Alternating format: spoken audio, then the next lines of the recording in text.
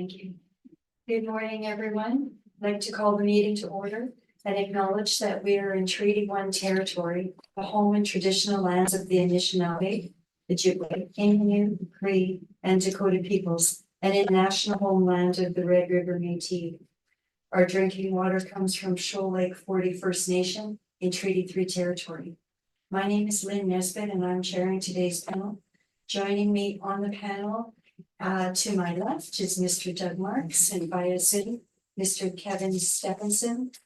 Our assessor today is Mr. Arif Das Mohammed, and our administrative personnel is Ms. Phoebe Graywood.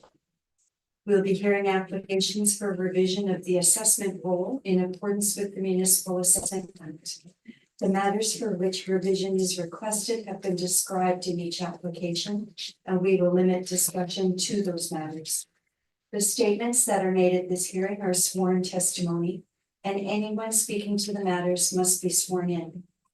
Be advised that comparisons of assessments of properties are not considered evidence of market value by the Board of Revision. The Board of Revision is appointed annually by Council and is independent of it and the City Administration. It makes its decisions on the basis of the evidence provided at this hearing and issues a written order that will be mailed to all parties as soon as possible. Please note, the board's decisions with respect to an application will be appealed to the Manitoba Municipal Board if the matter pertains to assessed value or classification, or to the Court of King's Bench if the matter pertains to the application of exemptions from taxation. Should you wish to appeal, information on how to do so will be included with the board's order. With respect to the hearing process, I'll confirm the points of appeal with your property to be addressed with each applicant following the swearing in. We will then have the assessor's testimony followed by questions that the applicant may have, and then the applicant's testimony followed by questions. Each side will have an opportunity to summarize if they wish. Once all of the evidence about an application has been brought forward, the applicant may leave. The process will repeat for each item on the docket today. The session will close after all the applications have been heard, and the board will deliberate in private and make its decisions. You will receive the board's decision by registered mail as soon as possible. As information, all public hearings are live streamed, recorded, and will be part of the public record. We will be hearing items 5 through 8 on our docket today. Ms. Gray, please affirm the assessors and the applicant's testimony. Mr. Das Mohammed, can I get you to state your full name? Arif Das Mohammed. Do you affirm the evidence you're about to give at this hearing is the truth, the whole truth, and nothing but the truth? I do. Thank you. State your full name. Mark Newman. Do you affirm the evidence you're about to give at this hearing is the truth, the whole truth, and nothing but the truth? I do. Thank you. Thank you. Good morning, Mr. Newman and Good Mr. morning. Das Mohammed. Good morning.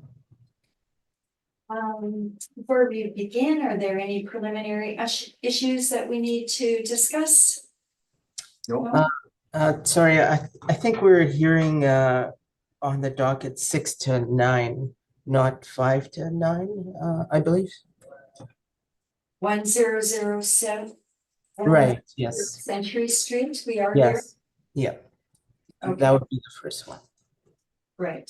I have that as number 5 on my docket. Do you have? Oh, sorry. I have it as number 6 on my docket. Okay, let me just double check what's going on here. I don't have a copy, so. Okay, I have 1007 Century is number 5. 1680 Ellis is number 6. 1111 Ellis is number 7. And 891 Century is number 8. Yes, those are the ones I have. I have 9 on my docket for some reason, but okay. Okay, yeah. Renumber it after you got it. Okay, so we will begin then with file number 243661. And Mr. Newman, this is appeal of the assessment of the property. That's correct.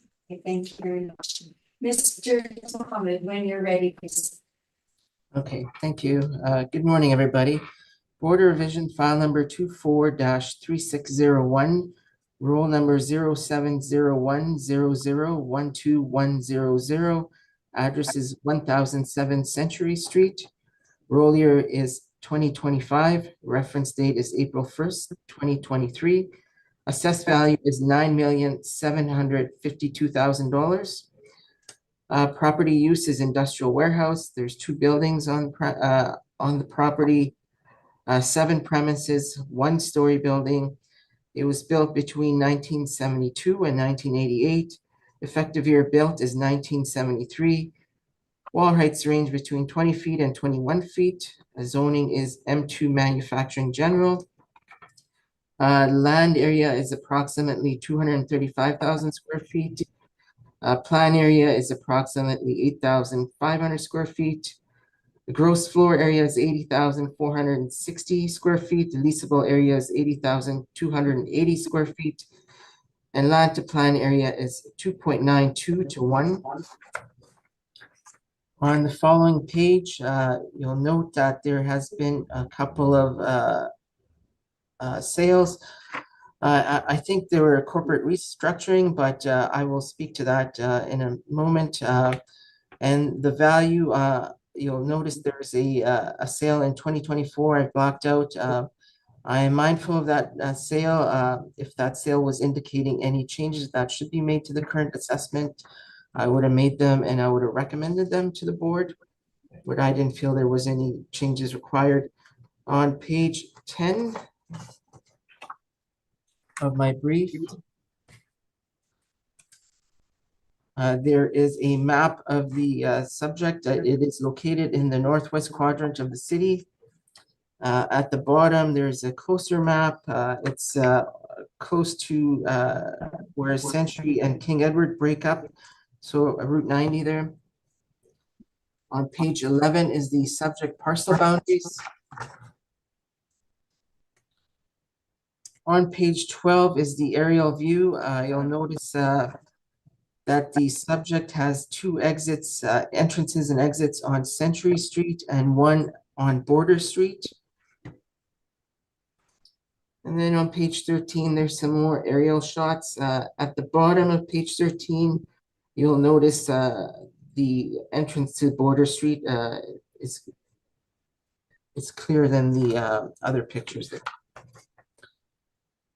On page 14 is the street views of the subject property. And then on page 15, also some street views, and at the bottom is the entrance and exit located on Border Street. On page 16, there's the building section. So again, there's 2 buildings, one built in 1972. It has an area of 75,860 square feet. It's got 20 feet wall heights. On building number 2 there, it was built in 1988. It has an area of 4,600 square feet and a wall height of 21 feet. On page 17 is a sales mailer that was submitted to the city by the well, it was sold by the Pension Realty Fund Limited to Admins Winnipeg Industrial Property, and they're the ones who submitted this sales mailer.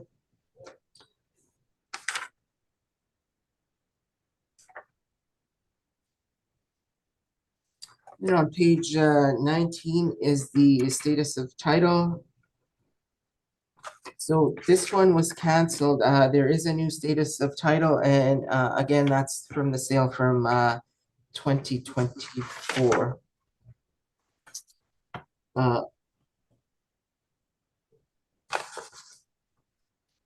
You'll note on the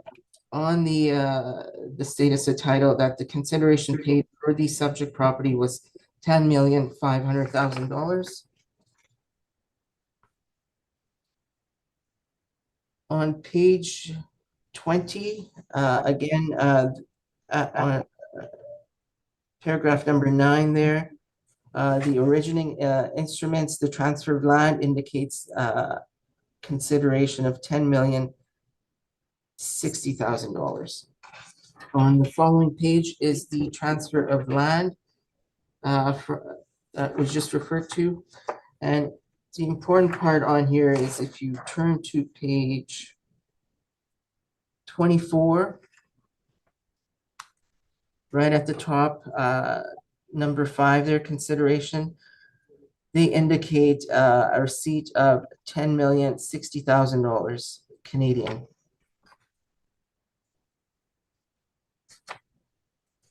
On page 27, at the bottom, number 16 there, the new owners are indicating that the fair market value of this property, and it continues on page 28, is $10,060,000.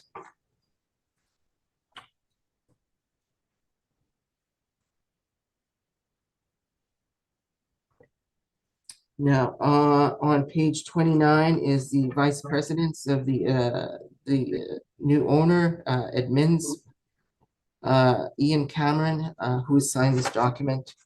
And it is him who is indicating that the fair market value is $10,060,000.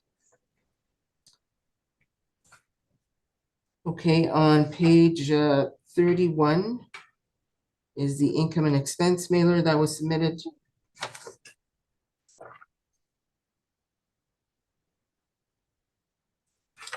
And it continues on page 32. There is the tenant roll. And it continues on page 33. So going back to my page 3 for my rent comparables, I have quite a number of rent comparables there, and like the subject property, all comparables are industrial warehouse properties. They're located in the St. James Industrial Market region, just like the subject. All leases are current in relation to the reference date. Effective year built ranges from 1961 to 2000. Average wall heights range from 14 feet to 23 feet.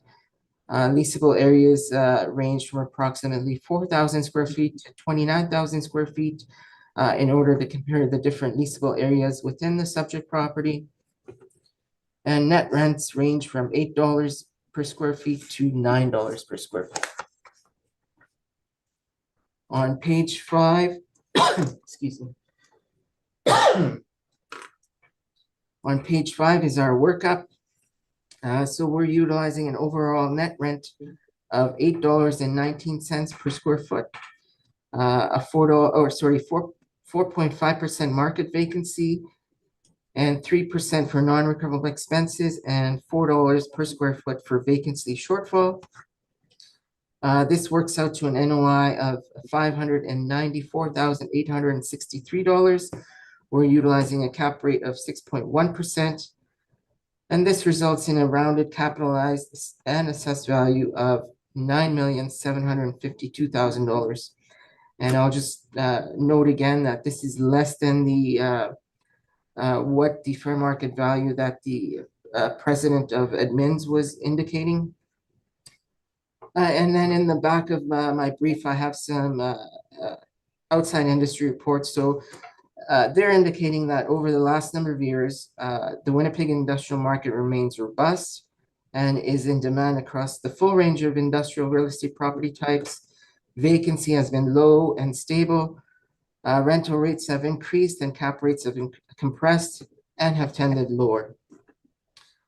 Therefore, given the strong state of the Winnipeg industrial market over the last number of years, the strong forecasts for the foreseeable future, this recent sales on the subject property, in excess of the assessed value, the sworn value indicated by the new purchaser, I believe the value of $9,752,000 to be fair and equitable, and I respectfully ask that the board confirm this value. And I'm open to questions.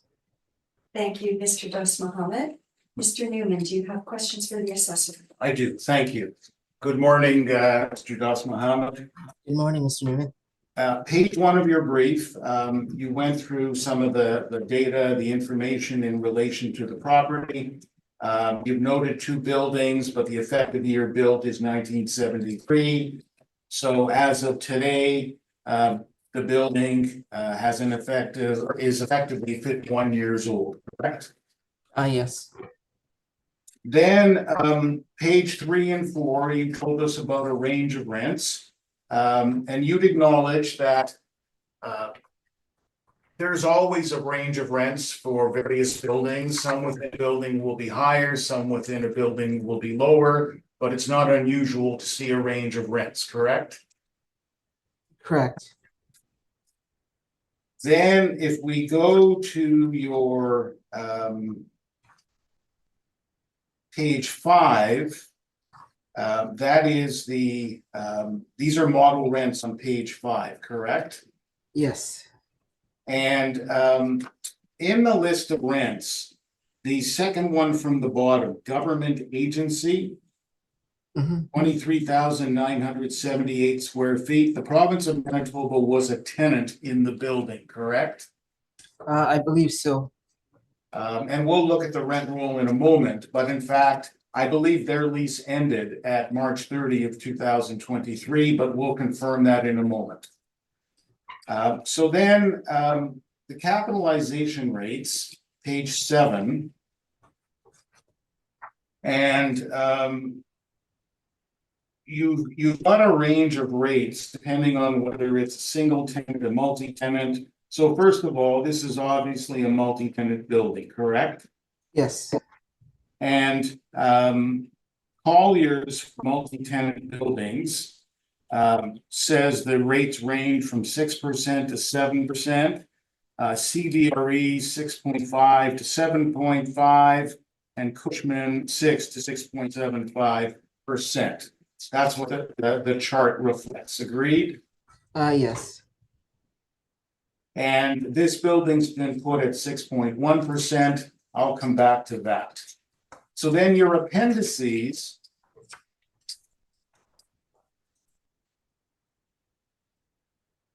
Let's go to your page 17. That's the sales questionnaire. And is it fair to say that you put a lot of weight on the sale price of $10,060,000? No, because we are assessing under that sale price. So should the board therefore ignore the sale price? It's not relevant? Are you saying that? No, it's there, so we know what it sold or what the consideration was in the market. So I'm not saying that the board should discount that at all. No, in fact, I think you're saying the opposite because you seemed in your closing comments to put some weight on it, but let's leave that for the moment. So the questionnaire, it's got section B, box in the lower 80%, that's called, of page 17.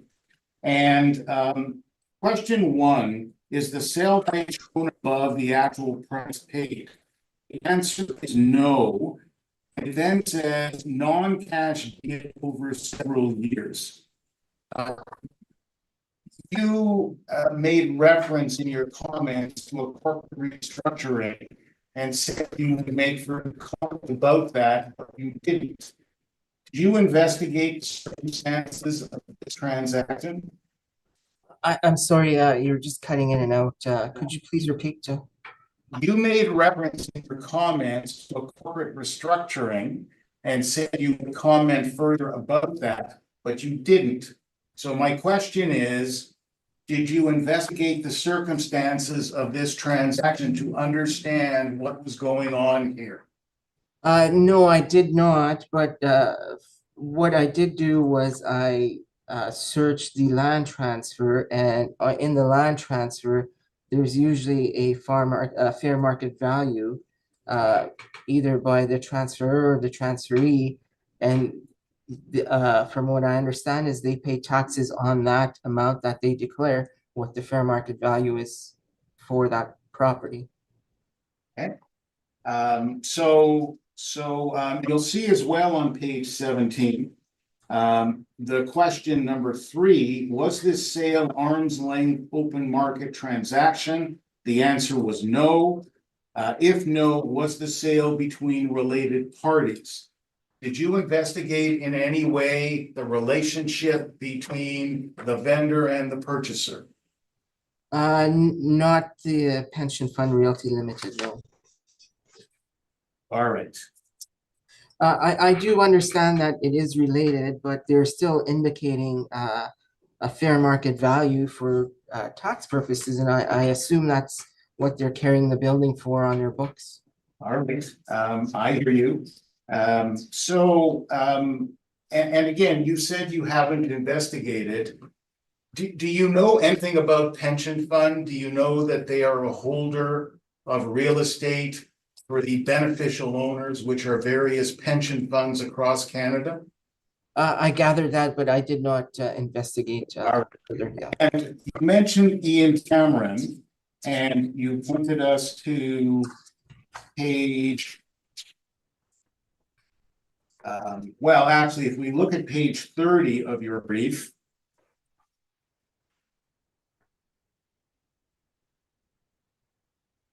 This is the corporate search for Winnipeg industrial properties. And you see there that Ian Cameron is named as an officer. You see his address is 1200 444 St. Mary. Do you know what is located at 1200 444 St. Mary? I do not. All right. I'll suggest to you that that is the offices of the Civil Service Superannuation Board, which is fundamentally the pension plan government employees, but you don't know that yet. Is that correct? That you do No, not no, know that? no, I do not, and I do understand it is a related party, so. All right. And are you aware that that the International Association of Assessing Officers specifies that sales between related parties should not be taken into account? Yes, I do understand that. Alright. And what I was trying to show with my searches on the transfer land is that this is what they indicated the fair market value was. Sure. All right, now let's look at page 31 of your brief. This is the income and expense submission. And we can see that the net operating income generated by the property in 2022 was $462,965, correct? Yes. And the net operating income you're utilizing, which is reflected on your page 6, is $594,863, correct? Yes. So that's $132,000 higher, obviously. We can all do math, but I'll leave that there. Then I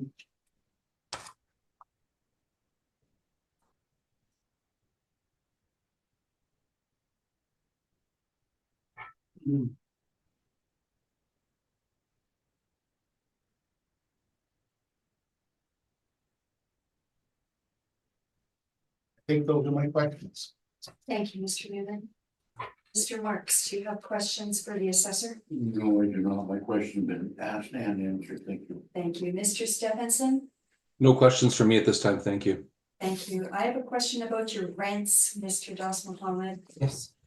And I appreciate your rent comparables. I do appreciate those. But I'm looking at a range of square feet when it comes to your rents in your model. Mhm. And they're all very homogeneous, if I could say, they only really differ by $1 or so, regardless of the square foot.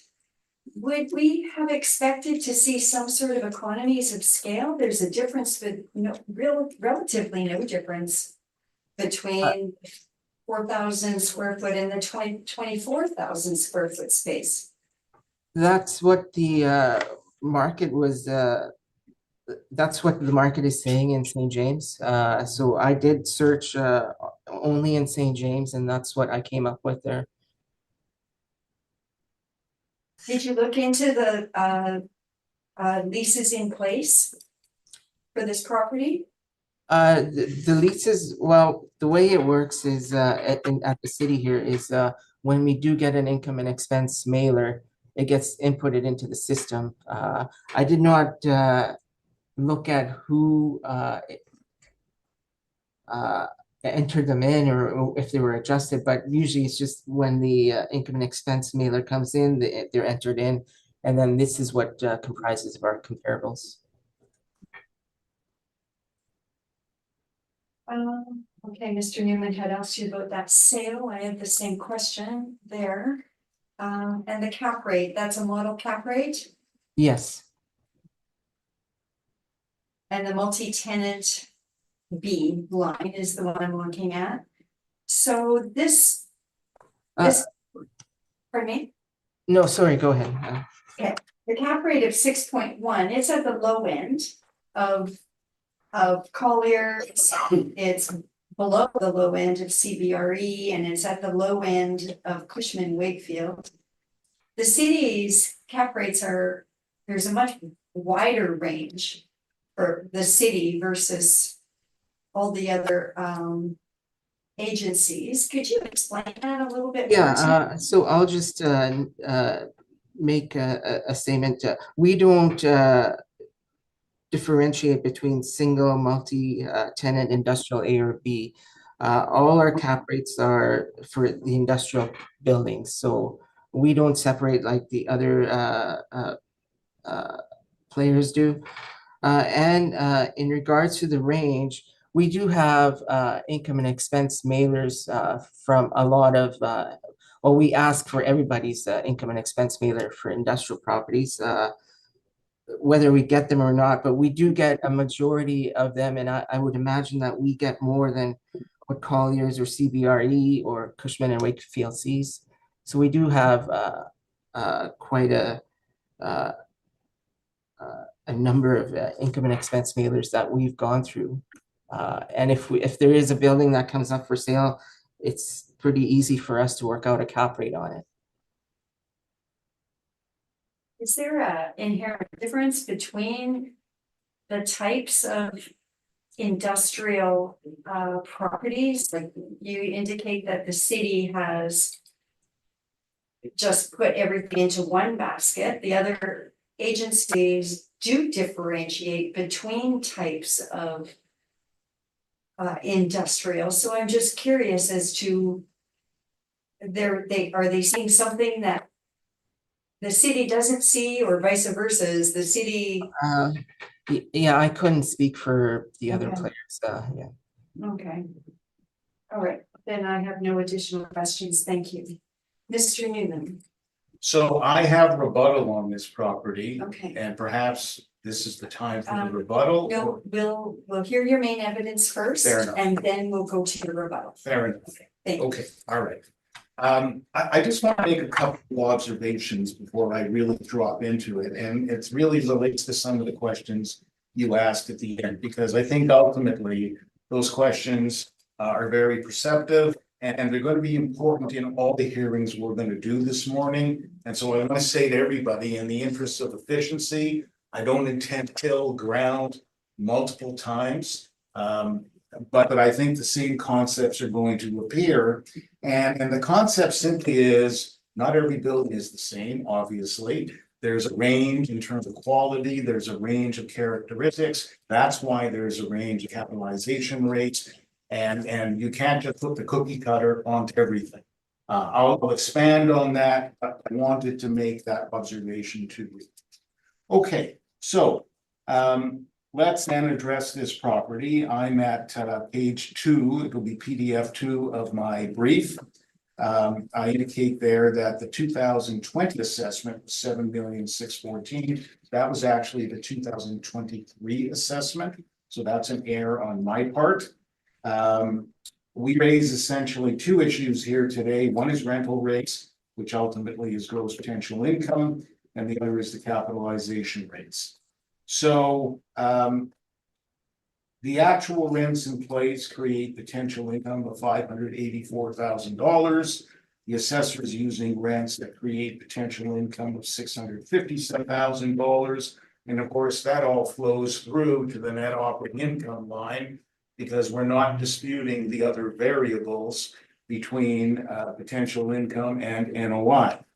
I too have searched out rents, and you know, two of these are on Border, which is right behind subject property. Sargent, Wellington, the timing of these leases, you can see in 2022. There's some bigger ones, there's some smaller ones. And again, rates are going to bounce around a little bit. Economies of scale isn't always going to be perfect. Because you need a very large sample, and then I think it will ultimately reflect itself in that principle. But what you see is a range, and so too within the building, you see a range. So there's a range in the market, there's a range in the building. Ultimately, we use the rents in place, and you know, if you want to jump ahead. Well, no, let's just stop there. We use the rents in place. We'll get to that in a moment. Okay, let's talk about capitalization rate. And again, I'm going to say this to you once in detail, and then in the subsequent hearings, I'll do it shorthand, so to speak. What are capitalization rates? We all know what they are. They reflect the risk associated with the investment, the expectation of the investor, and the required returns in other investment vehicles. We know that at April of 2023, interest rates had spiked up. We know that starting in 2022, and if you go to my page 4, you'll see a chart that shows the Bank of Canada rate. And you can see the Bank of Canada rate, because of COVID, drops down in 2020, and then it stays flat until we get into 2022, and then it starts to jump big time. And we know this because we could all buy GICs and get north 5%, which we haven't seen for decades. But that's what happened. Interest rates started to move. Why does that matter? Because interest rates are critical to real estate. The reality is investors don't pay cash, typically. Frequently, they borrow.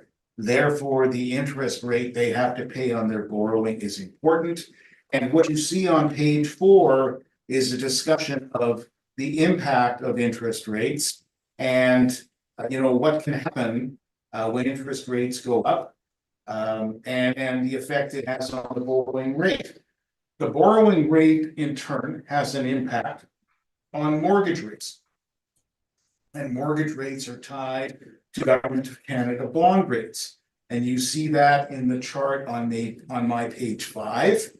And you see that what's happened is that the bond yields have moved up. And when bond yields move up, mortgage costs go up. That's how the market works. So in the lower half of page 5, you see Colliers in Q1 2023, cap rates have begun to decrease due to the rising rate environment, which is consistent with other locations across Canada. It's going to vary based on asset classes. Again, it's not a cookie cutter.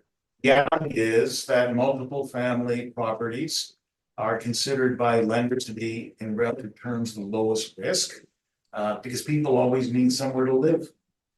So they tend to attract lower interest rates.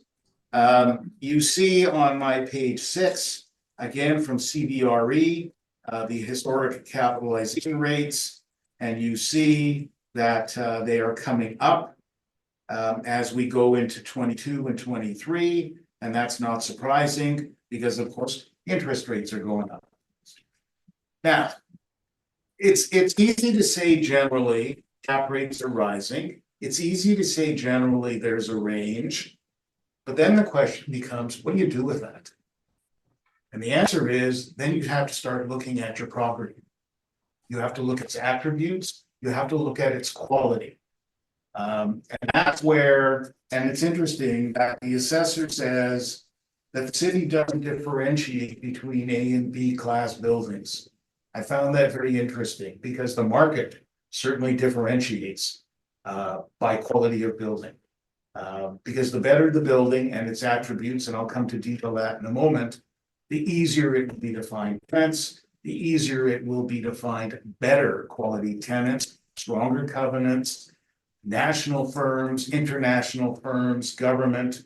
Those are strong covenants. They're attractive to investors because the risk is lower.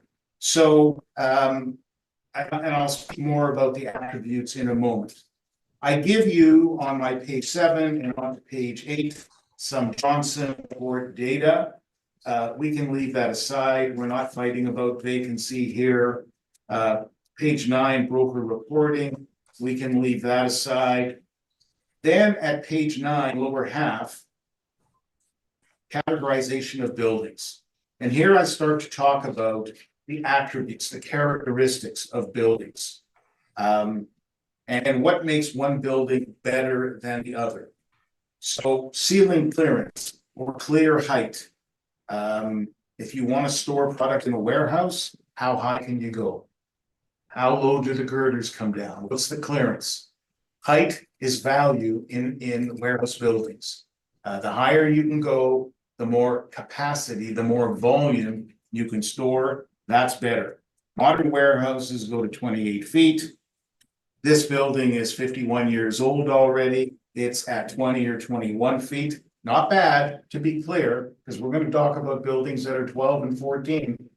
So 20 is not horrible, but it's not as good as the best at 28 or more.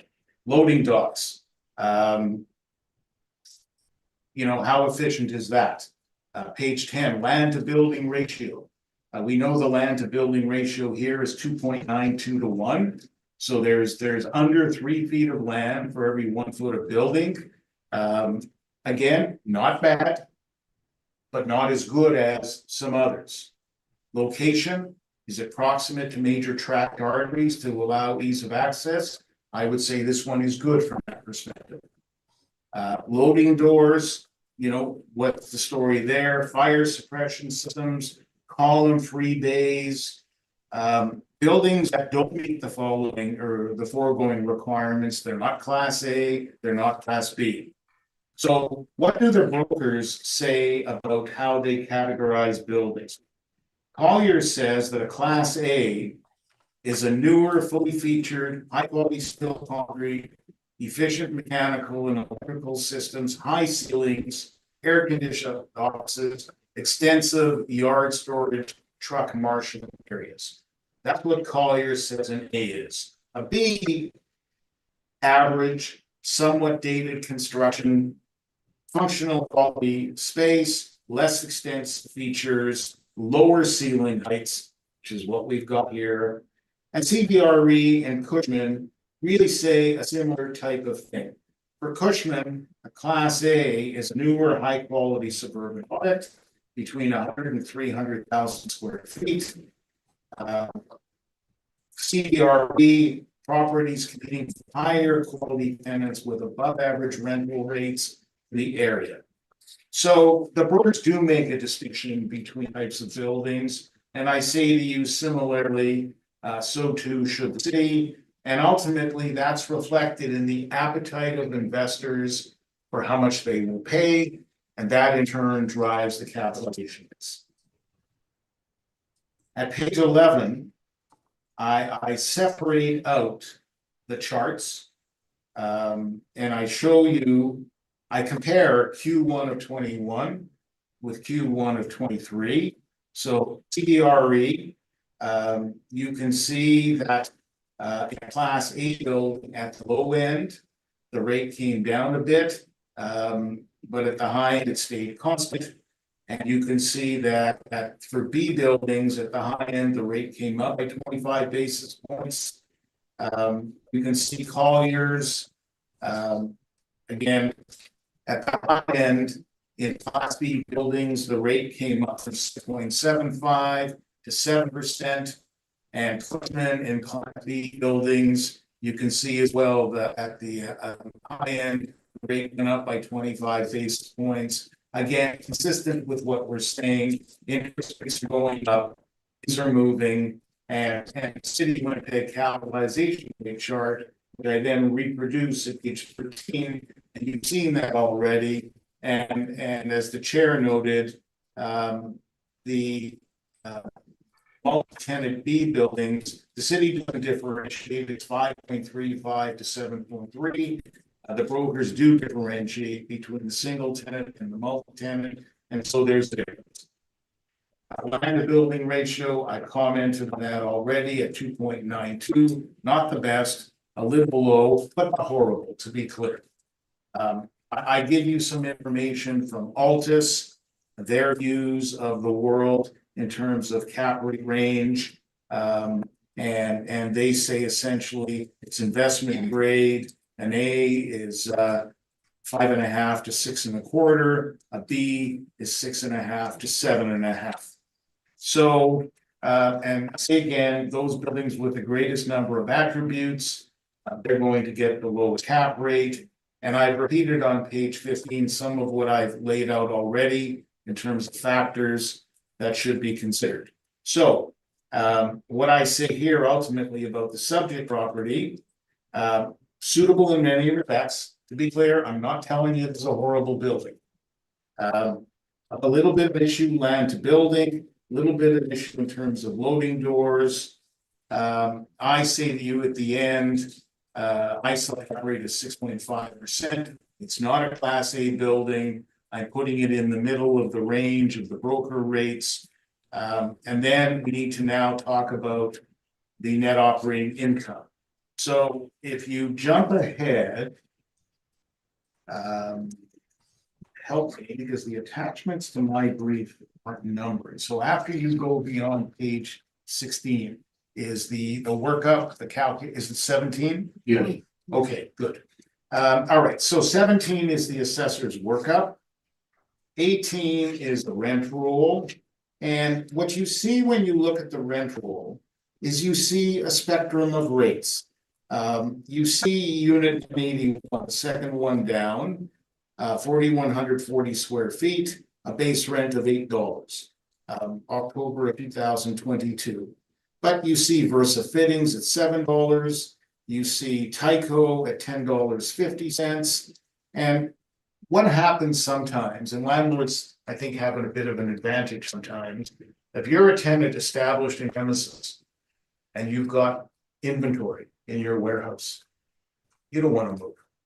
You don't want to move that inventory. You don't want to redo your websites, et cetera, et cetera, et cetera. So, you know, at the end of the day, if the space isn't that large, relatively speaking, landlords can sometimes squeeze a little bit more money out of the tenant. I believe that's what happened here with this tenant. And then I told you earlier that the province of Manitoba was a tenant in this building, occupying 23,000 square feet. And it had a lease that was expiring at the end of March of 2023. It departed. Ultimately, I used $6.50 a square foot for that space. And so you go to the last page of my brief now. You'll see how I've arrived at my $584,000 in gross potential income. You'll see the range of rents from the tenants. And then I've used a 6.5 cap, which generates a value of $8,110,000. So that would complete my submission. I'm open to questions. Thank you, Mr. Newman. Mr. Das Mohammed, do you have questions for the applicant? Yes, please.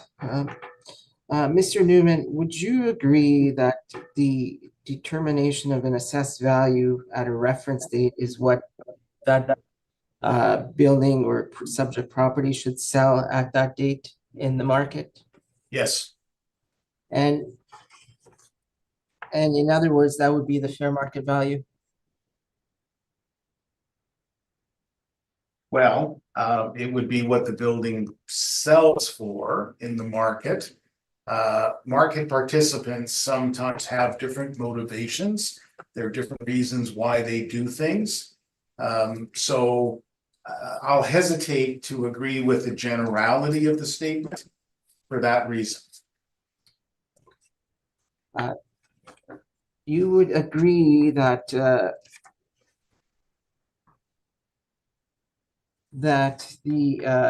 purchaser did indicate a fair market value of $10,060,000 per the land transfer. I would agree, that's what it says, and I'll get into this as part of my rebuttal material, because there was some things going on here in terms of a restructuring, with multiple different properties, but I'll speak to that further when I address my rebuttal. And would they have paid taxes on that sum when they did the land transfer? Yes. Okay. Those are all my questions. Thank you. Thank you very much. Mr. Stephenson, do you have questions for the applicant?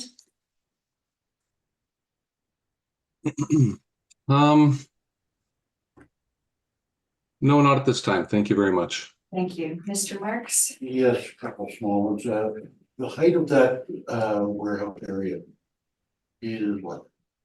It, depending on the building, it's like 20 feet, so the older building is 20 feet, the newer building is 21. And the loading dock area, what is the issue in the loading dock? It's just again, it's not so much an issue. But from an efficiency perspective, have you got grade level? Have you got dock level? So when trucks can go in, sometimes there's a well, it slopes down. Okay. And so they're right at grade, and so pallets, forklifts can roll right off the truck, right onto the floor of the property. Other times, they're up higher, and so they have to come on to, trucks often have a platform that goes up and down. Right. So they have to come onto the platform, and then the platform has to go down. Okay. It's efficiency. That's what it is at the end of the day. And as far as vertical columns throughout the space, So again, same thing is efficiency of movement. right? If you've got no columns, then those forklifts and et cetera can move around without concern, without obstruction. If we put a column or two columns in the middle of this room, we're gonna have to play dodgeball with those columns to move around. Again, it's an efficiency factor. Not a big deal, but it is an issue. It all goes into the mix ultimately in terms of the efficiency of the use of the premises. And it's the things that make a distinction between good, better, best in terms of building. So this would be a good building. I'm calling it average. Again, it's 51 years old at this Right. point. So it was built in the mid-70s, most of it, before more modern warehouse style properties. So this would be a good B building then? Yeah. Yeah. No further questions, thank you. Thank you. When you talk about, first of all, I should note that you might not be able to answer this. It might be a question for Mr. Das Mohammed, but it arose out of your presentation. Talked about wall height of being 20 to 21 feet, and the fact that that was good, not great, Right. but good. Is that the clearance height? Is there a difference between clearance height versus wall height, and Yeah. what is the So- case here? So the difference is, and I'm not positive, so the wall height is obviously the wall, the vertical surface of the wall, how high up does it go? Inside, most of these buildings have a steel girder roof system. And the girders, they're gonna come down, I'm holding my hands, maybe that's 2 feet, I'm holding my hands, they're gonna come down 2 feet. So the clearance, which is different than the wall height, is always going to be a little bit less. Again, it goes to volume, it goes to capacity, and how high can you stack? Okay, and have you been inside this building? I have not. So you can't speak to the columns and all that sort of thing, okay. You noted that the land plan 2.92 is okay, not great. Yeah. Okay. Turning to your page 19, this is the rent rule. Pointed out that largest space of almost 24,000 square feet, is that a post reference rent of So- 6.56? So my understanding is that although the lease starts June of 23, the negotiation of that replacement, because the province of Manitoba gave notice in the fall, that they were not in the fall of 22. That this negotiation had begun, and but the lease did not commence until June of 23. When did the negotiation begin? As I understand it, it began early in 2023.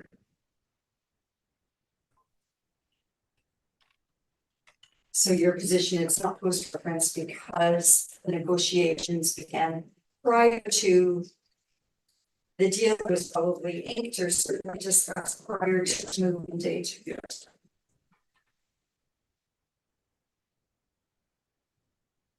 Okay, that is it for my questions also. Mr. Chairman, you indicate you have the follow. I do. Okay, let's just give Ms. Greenwood a second to. Okay. Mr. Doss Mohammed, do you have the applicants for file? Yes, I'm just opening it up. Thank Okay. you. Mr. Stephenson, do you have it there? It's in the file. It's the third, I think it's the third one under number 5. Okay, Mr. Newman, whenever you're ready. So we touched on some of this already, so this will be relatively quick. So at page 2, a quote from the International Association of Assessing Officers. I asked the assessor about this, and he agreed that you've got to be careful of the sales between related parties. And here we have 2 things.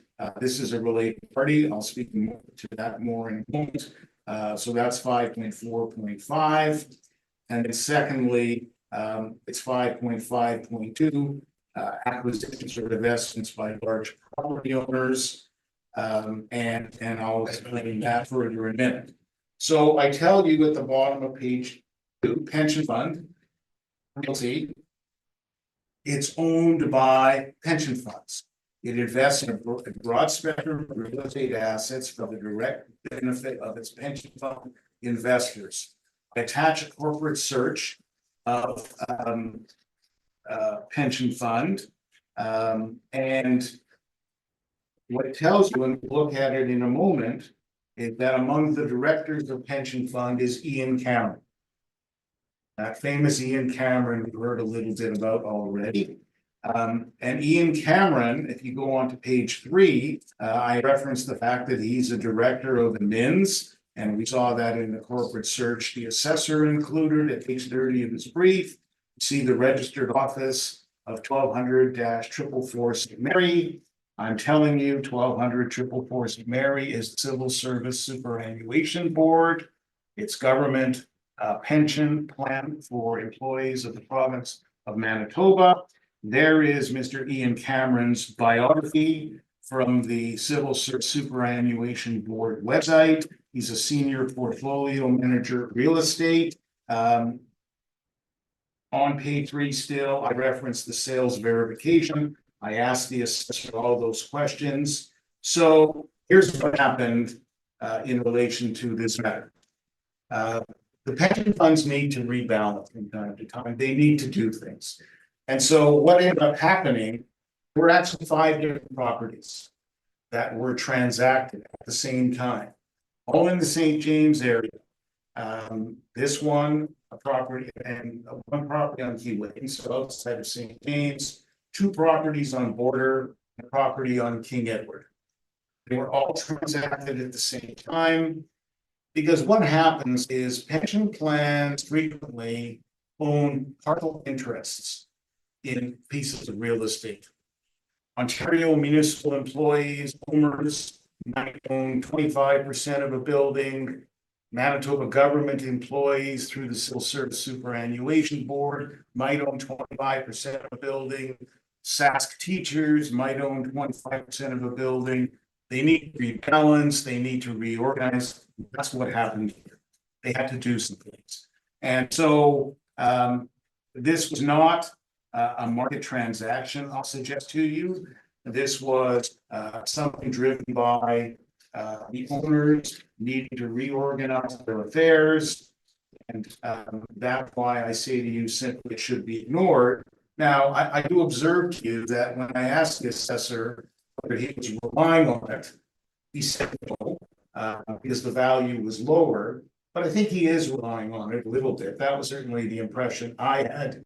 And I say to you simply, the sale should be ignored. It's not relevant. And the International Association of Assessing Officers said that types of sales of this type between relatives or corporate affiliates, and also pension plan sales, large property owners that involve multiple parcels, you have to be careful because they can allocate purchase prices however they want to do whatever they want in the context of their business affairs.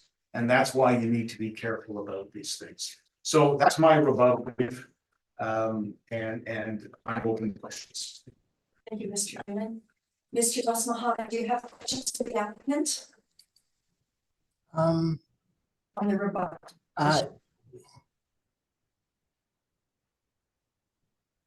Maybe just one question. Do you think the pension fund would sell this building for less than $10,060,000? Well, I can't tell you what the pension fund would do. What I can tell you is the valuation process you've arrived at, that I've arrived at. And again, pension funds especially, their motivations can be a little bit different sometimes. So it's hard to know. I can't answer that. Those are all the questions I have. Thank you. Thank you, Mr. Dos Mohammed. Mr. Marks? Questions at this time, thank you. Thank you. Mr. Stephenson? I have one question. Was the property exposed on the open market prior to the pension fund purchasing it? It was not. It was not? So, sir, so when you say the pension fund purchasing it, pension fund was owner before, pension fund was owner after, but it didn't go to the market. This was an internal transaction essentially. So it wasn't listed? No. Okay, thank you. No further questions. Thank you, Mr. Stephenson, and I have no questions. Mr. Dos Mohammed, would you care for summation? No, I'm good. Thank you. Thank you. Mr. Newman? I think you have my position. Thank you. Thank you. Okay, that concludes item number 1 on our agenda. Just a minute to get organized. For item number 5, sorry about that.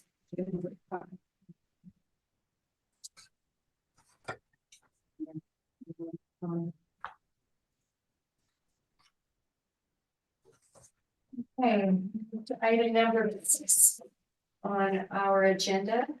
That is file number 24-3545, 1680 Ellis. Mr. Dos Mohammed. Thank you. Board revision file number 24-3545, roll number 0700136840. Address is 1680 Ellis Avenue. Roll year is 2025, reference date is April 1st, 2023. There's 2 income streams. There's a taxable and a non-taxable for a total assessed value of $4,538,000. There's parcel use is industrial warehouse. Number of buildings is 1, number of premises is 8, number of stories is 1. Actual year built and effective year built are both 1980. Wall height is 18 feet. Zoning is M1 manufacturing light. Land area is approximately 58,300 square feet. Plan area is 29,700 square feet. Gross floor area is 29,700 square feet. Leasable area is 29,388 square feet. Land to plan area is 1.96 to 1. On the following page, you will note that there was a sale on this property on September 14th, 2007, for the amount of $4,570,000. That's approximately 16 years prior to the reference date. If you go to my page 10,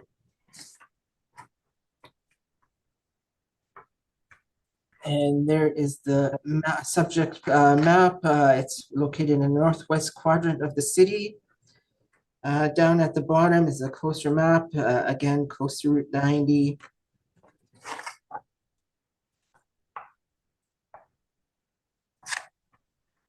On page 11 is the subject parcel boundaries.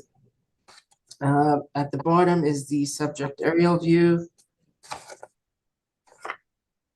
And then on page 12, same thing, some aerial views there. Page 13, we have street views. And also on page 14. On page 15 is the sales mailer submission. The vendor was Century Properties Inc. Incorporated, and the new owner is a real estate holding company, it looks like trust. So they're indicating that the purchase price was $4,570,000 on September 14th, 2007. The sale price was negotiated on April 13th, 2007. This was a arm's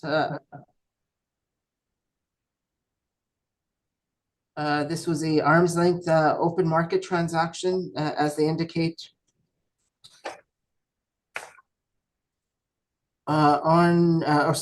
Question number 5, was there a market value appraisal report or opinion and value completed on the property at the time of sale? And they indicate yes. If you turn to the following page, on page 16, question number 32, was the purchase price based on a net operating income of the property? Yes, and the cap rate that they used at the time was 7.75.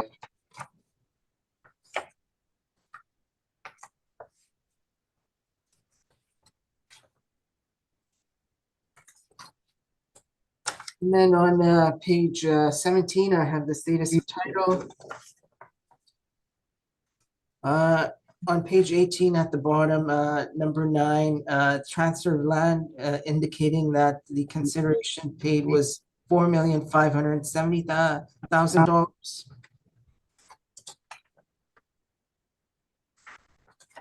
And then if we turn to page 23, there's the transfer of land. Paragraph number 4 there, it's indicating that the fair market value on September 4th, 2007 was $4,570,000.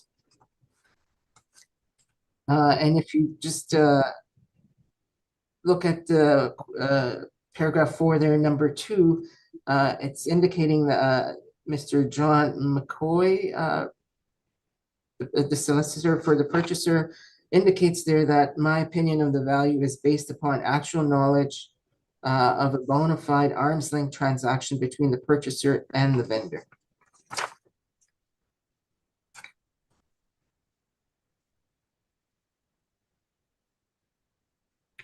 On page 25 is the income and expense mailer. And this was only for 6 months, from July to December 2022. Apparently the building was again sold in July 2022, but I was not able to pull up any of the information on that sale. On page 26, you'll note that the reported net income is $165,000.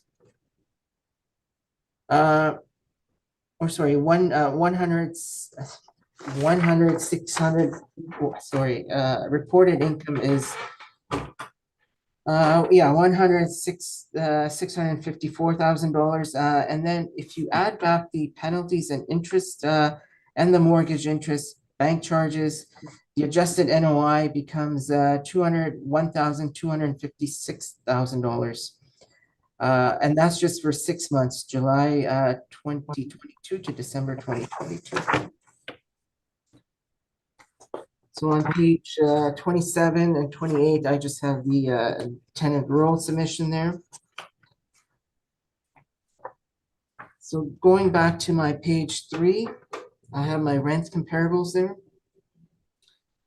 So like the subject, all comparables are industrial flex warehouse properties and are located in the St. James Industrial Market region. All leases are current in relation to the reference date. Effective year built ranges from 1958 to 1980. Average wall heights range from 11 feet to 18 feet. Leasable areas range from approximately 1,200 square feet to 6,000 square feet. Net rents range from $9.25 per square foot to $11 and $11 per square foot. On the following page is the workup for the first income stream. We're utilizing an overall net rental rate of $9.26 per square foot, a 4.5% market vacancy, a 3% non-recoverable expenses, 4% for $4 per square foot for vacancy shortfall. This works out to an NOI of $195,700. We are utilizing a cap rate of 5.45%. This results in a capitalized and assessed value on this income stream of $3,591,000. On page 5 is the income workup for the exempt portion. So we're utilizing a net rental rate of $9.35 per square foot, 4.5% market vacancy, 3% for non-recoverable expenses, $4 per square foot for vacancy shortfall. This works out to an NOI of $51,623. We're again utilizing cap rate of 5.45%. This works out to a capitalized and assessed value of $947,000. On the following page, if you add the two income streams together, we're estimating an overall net rental rate of $9.28 per square foot, whereas actual reported net rent per square foot is $12.38, and that's on page 27. Adding the two income streams together, we get an NOI of $247,323. For comparison, again on page 25, the NOI for only 6 months was $201,000. It would be prudent to assume for the whole year, actual NOI is much greater than what is estimated by the assessment and tax department. Summarizing the two income streams, we can conclude that the estimated market value is $4,538,000. We have not included any of the other income, such as there's parking income and there's sign rental income. Also note that the subject sold 16 years prior for higher than what we are estimating market value to be. Again, in the appendix, I have industry reports from various participants, or actually it's just Colliers, that are indicating that the industrial market in Winnipeg is robust. The demand is strong across the full range of industrial properties. Vacancy is low, and leasable area has seen positive absorption. Rents have increased and cap rates have tended lower. Therefore, given the reasons above and the sale in 2007 and the sworn fair market value indicated in the land transfer, I believe that an assessed value of $4,538,000 to be fair and equitable, and I respectfully ask that the board confirm this value. And I'm open to questions. Thank you, Mr. Doss-Mohammed. Mr. Newman, questions for the assessor? Yes.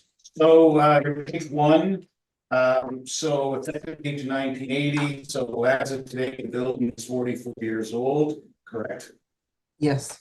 And land to plan area is 1.96, as you noted. Let's go to your page 7, which is the capitalization rate section. So the model, I gather, assigns 5.45% to this property. Correct? Yes.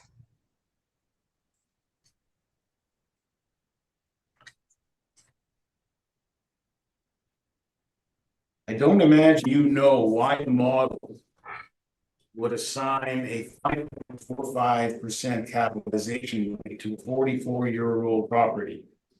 You know that? It's when we look at the income statement, we see what the subject is bringing in. We see the area, it's in St. James Industrial area. That is one of the better regions in the city. But I do not know exactly why the 5.45 was. But you're not saying, I think you're saying, I'm asking, that every property in St. James that brings in revenue is going to get a 5.45% cap. The last property we did a 6.1 cap. So I mean, we could lower or increase the cap rate, but then we'd have to increase the rents. It's just like you can see by the actual rents collected. So I mean, we can balance the rents or the cap rate, and I'm assuming that's what the model did. But you don't, I don't know. fair enough.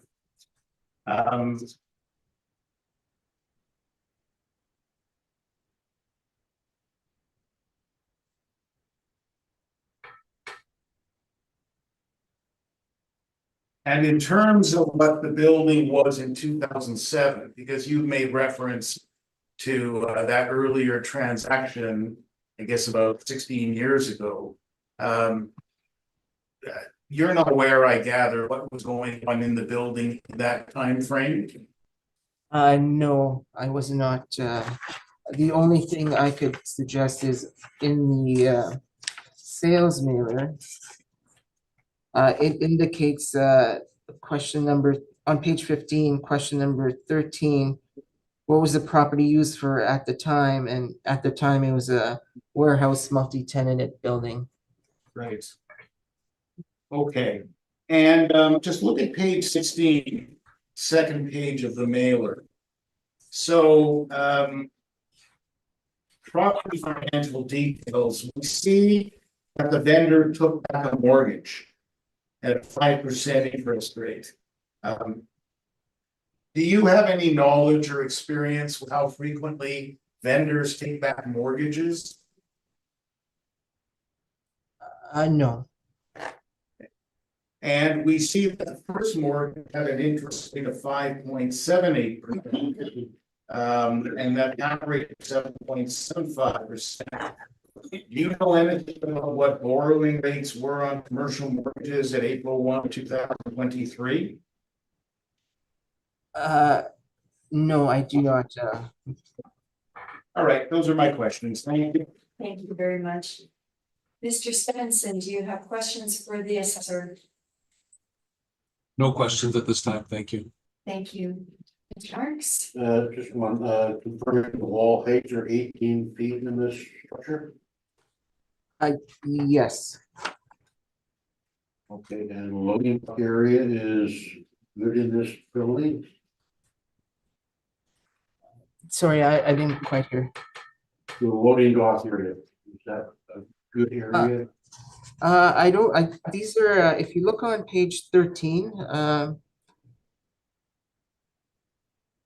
at the bottom of page 13, you could see that it's just overhead doors.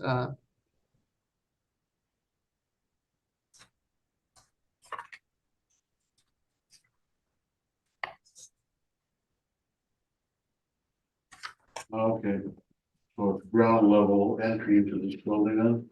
Yeah, and I'm not even sure if there is overhead doors. It's just I believe this is a flex warehouse building. So Okay. yeah, it's a flex warehouse. Okay, thank you. No other questions? Thank you very much. I have a couple questions. First of all, who is the tenant in the building that gets the exemption? That would be.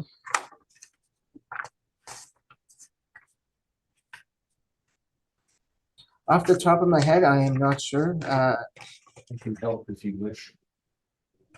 Sure, Mr. Newman says the I can help if you'll allow me. Sure, okay. It's a social service agency called New Directions. new directions.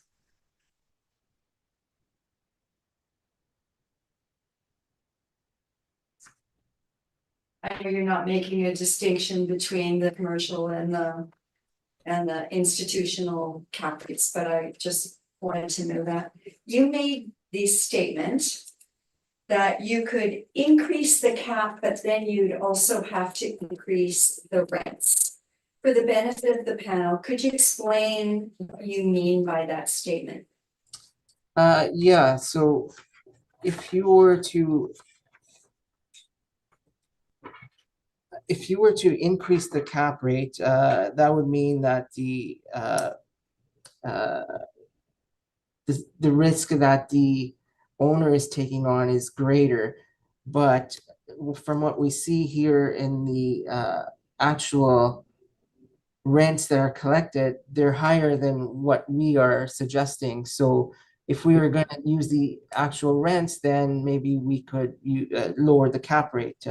It's the amount of risk that the owner is taking on. It's basically what the cap rate represents. Yes. Yeah. I appreciate that. So your model then underestimates the rents in place? If you look at the rents, they're underestimated compared to what, from what I believe, the actual rents in place are.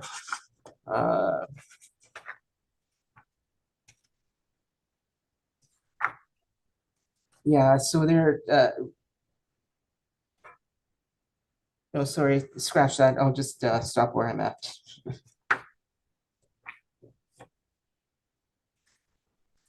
So I'm sorry, I just didn't quite hear you there. Did you? Yeah, so the overall rent that we are using is $9.28, whereas actual reported rent is $12.38. So if we were to increase our rents, then maybe we could increase our cap rate also. Okay.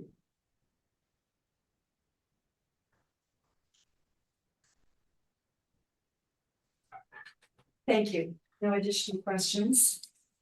Mr. Newman. So I'll focus simply on capitalization rate. And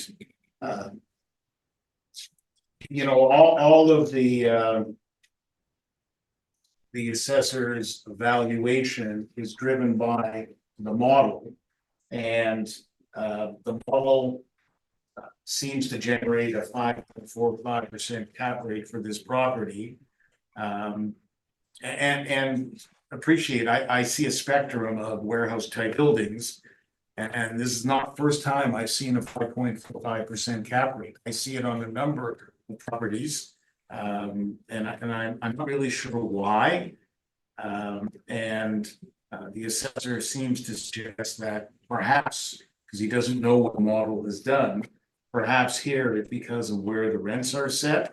But I think the reality is you don't have 5.45% capitalization rates on industrial properties. You don't have it on office properties. You have it on multifamily properties, certainly. You have lower than that on multifamily properties, certainly. But this property is not multifamily. And I think there needs to be a higher capitalization rate. So you've heard me on the capitalization rate. My submission in my brief is the same as the one I made on the prior property. So I'm not going to go into the detail of it, other than to say that, you know, again, this is a reasonable quality building. It's a multi-tenant, so it's a multi-tenant B. And the range of multi-tenant Bs based on the brokers, if you look at my page 11,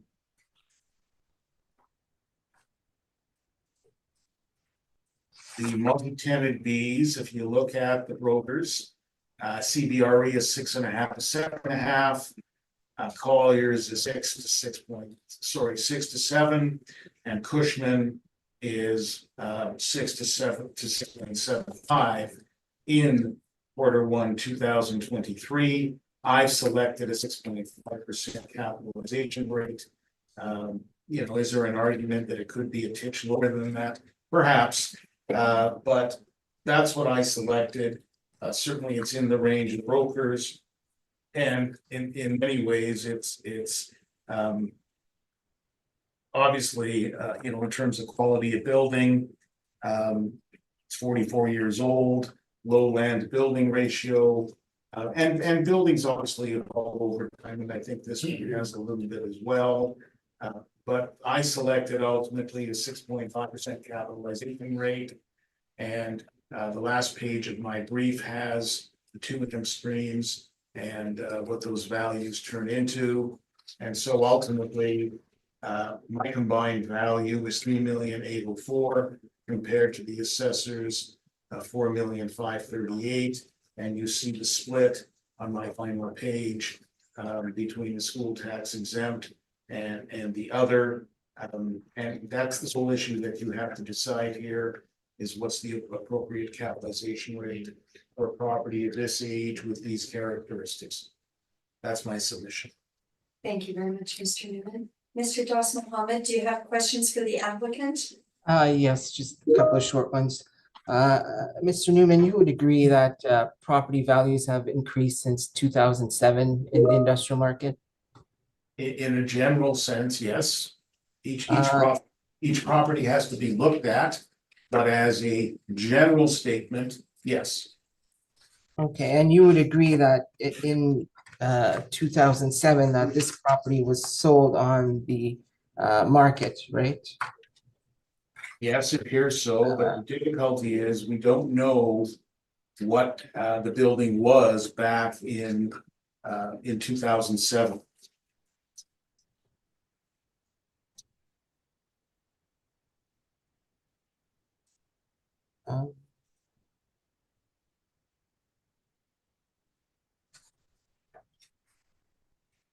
Yeah, those are all my questions. Thank you. Thank you very much, Mr. Doss Mohammed.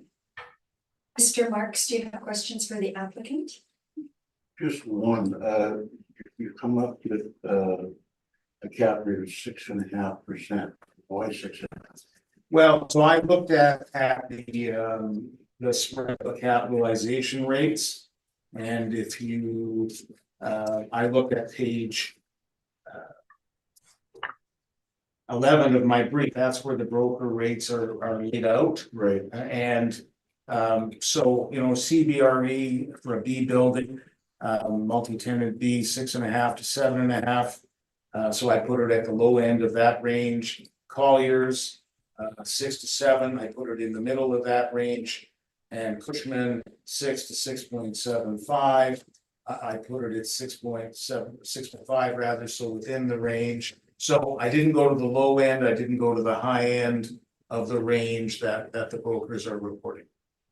Okay, thank you. No further questions. Thank you. I have no questions either. So, Mr. Doss Mohammed, would you like explanation? No, I'm good, thank you. Mr. Newman? I'm good as well, thank you. Thank you very much. Would anybody like a 10-minute recess? Or should we just carry on? I'm fine to carry on, but I leave it to the board and the assessor. I'm good also, thank you. Okay. Mr. Stephenson, you're good? I'm either way. Okay, then let's carry on since there's no strong feelings either way. All right. Item number 7 on our agenda is file number 24-3527. 1111 Ellis Avenue. Mr. Doss Mohammed. Thank you. Board revision file number 24-3527. Roll number 13011345000. Address is 1111 Ellis Avenue. Roll year is 2025, reference date is April 1st, 2023. Assessed value is $1,070,000. Parcel use is industrial warehouse. Number of buildings is 1, number of premises is 3. It's a 1-story building. It was built in 1951 and effective year built is 1951. It's 14-foot wall height. Zoning is M1 manufacturing light. Land area is approximately 4,000 square feet or 40,000 square feet. Plan area is 16,000 square feet. Basement area is 12,000 square feet. Gross floor and leasable areas are both 28,000 square feet. Land to plan area is 2.5 to 1. If you turn to page 9 of my brief, so there's the map. The subject is located in the northwest quadrant of the city. It is a close-up map on the bottom of that page. On page 10, there's the subject parcel boundaries. It's located on the northeast corner of Ellis Avenue and Aaron Street. There's an aerial view down at the bottom of page 10. Same with page 11, just some different views. On page 12 is some street views of the building. Same with page 13 at the top. And then the building sections at the bottom of page 13.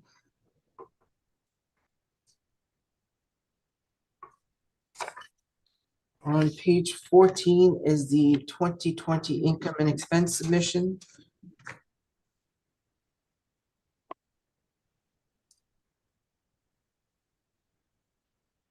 Now, page 15 is the tenant roll at the bottom. I've also included the 2020 income and expense mailer.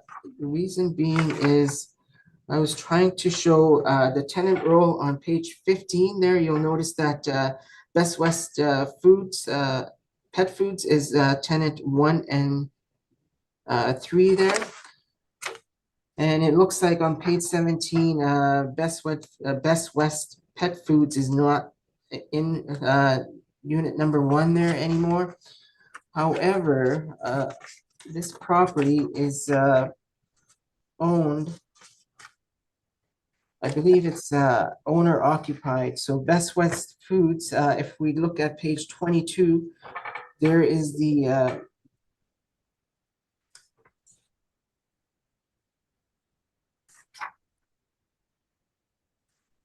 there's the company search for the Best West Pet Foods, and you'll note on the director information, it's Philip Burnett, or Burrett, sorry. And on page 20 is the company search for the owner, who happens to be 3762484 Manitoba Limited. The director there is Philip Burnett. So I believe this is an owner occupied building, or, you know, it's related.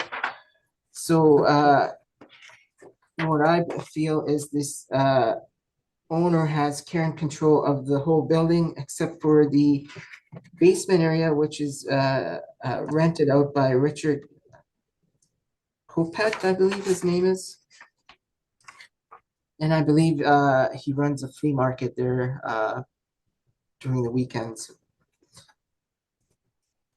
So owner occupied building with 1 tenant is what I gather from the searches. So going back to my page 3, we have my rent comparables.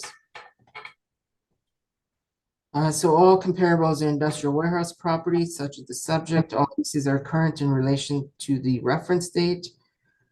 Except for the first comparable there, that was the only comparable I could find in the area that had a substandard basement rent on it.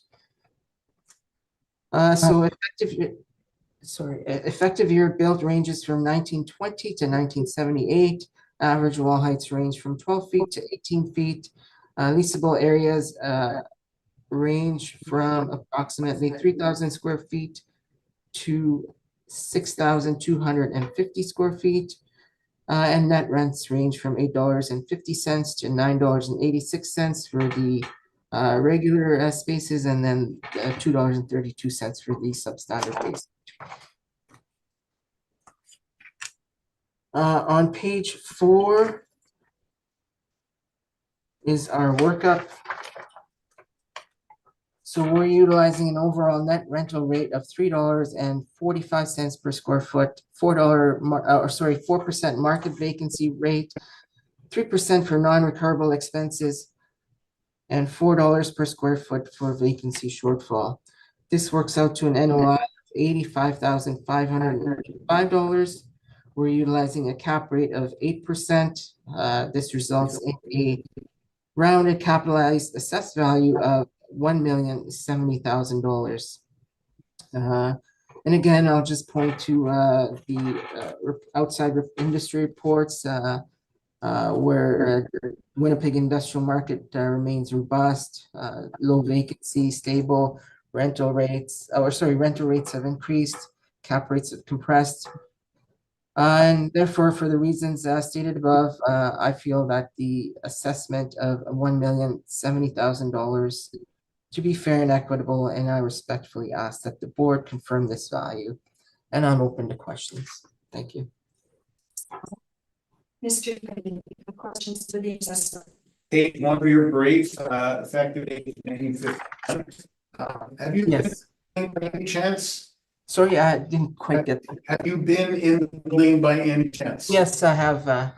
I've been to the flea market. All right, so as have I. So, so I think we both agree that the basement is bare concrete. Yes. And it's unusual, I'll suggest to you and ask you to agree, to have a building of 28,000 square feet that has 12,000 of that square feet, 42% in the basement. It is unusual, yes.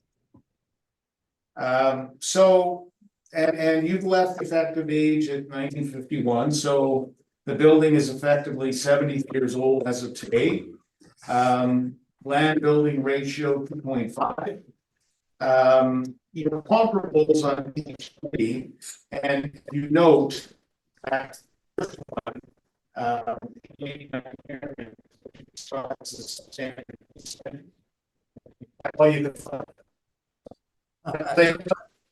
Sorry, I don't know what's. I'm gonna just shut down some programs I have running. You're cutting in and out. I'm having the same audio issue from the Oh, okay. from the boardroom as well. I'm not qualified.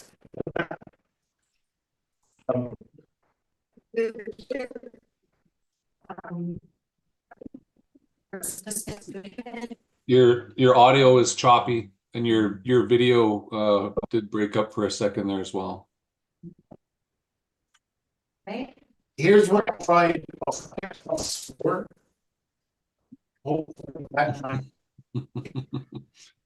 Similar to the issue we had before, Lynn. Is the same issue we had before. All right. But it maybe has come back now, but. Okay.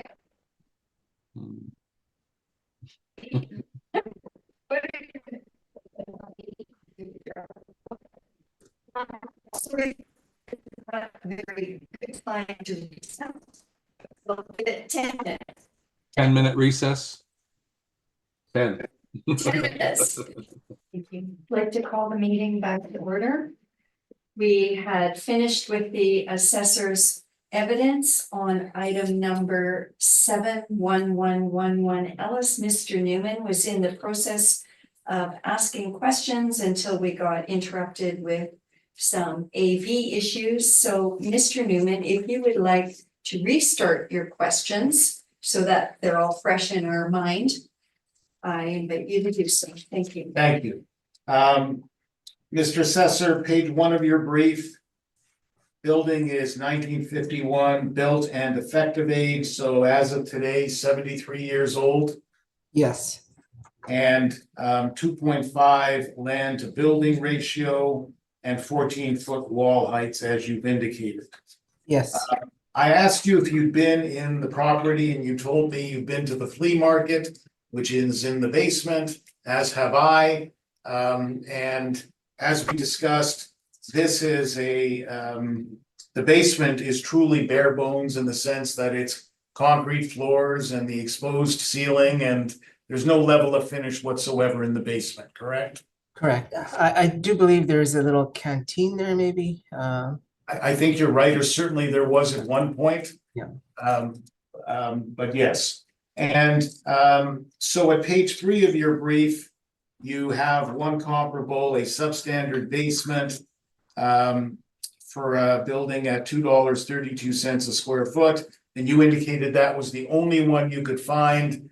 And I suggested to you, it's hard to find basement space in multi-tenant buildings. Agreed? Yes. And then and actually, let's stay on page 3.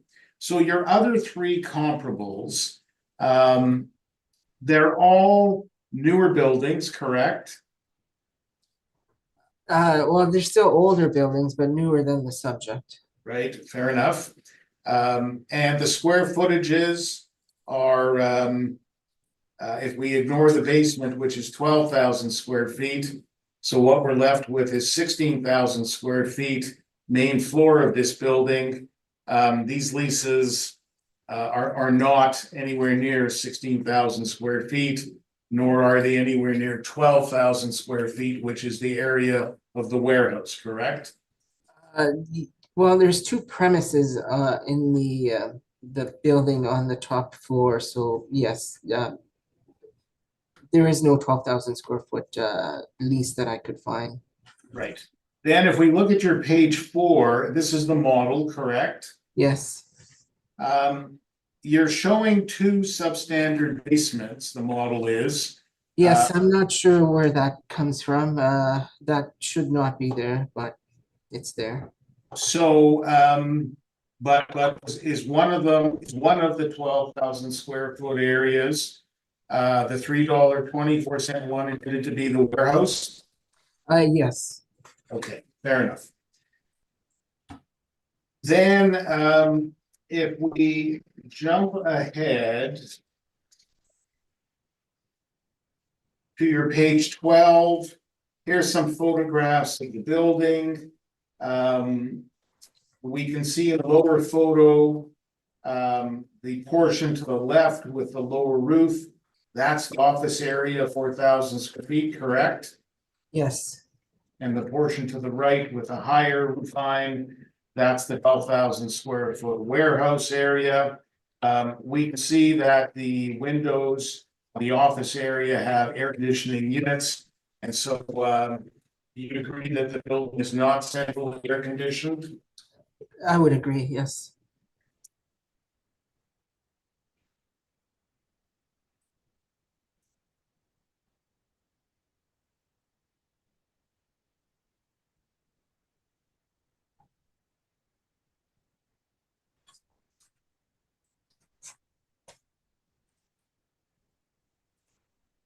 Okay, those are my questions. Thank you.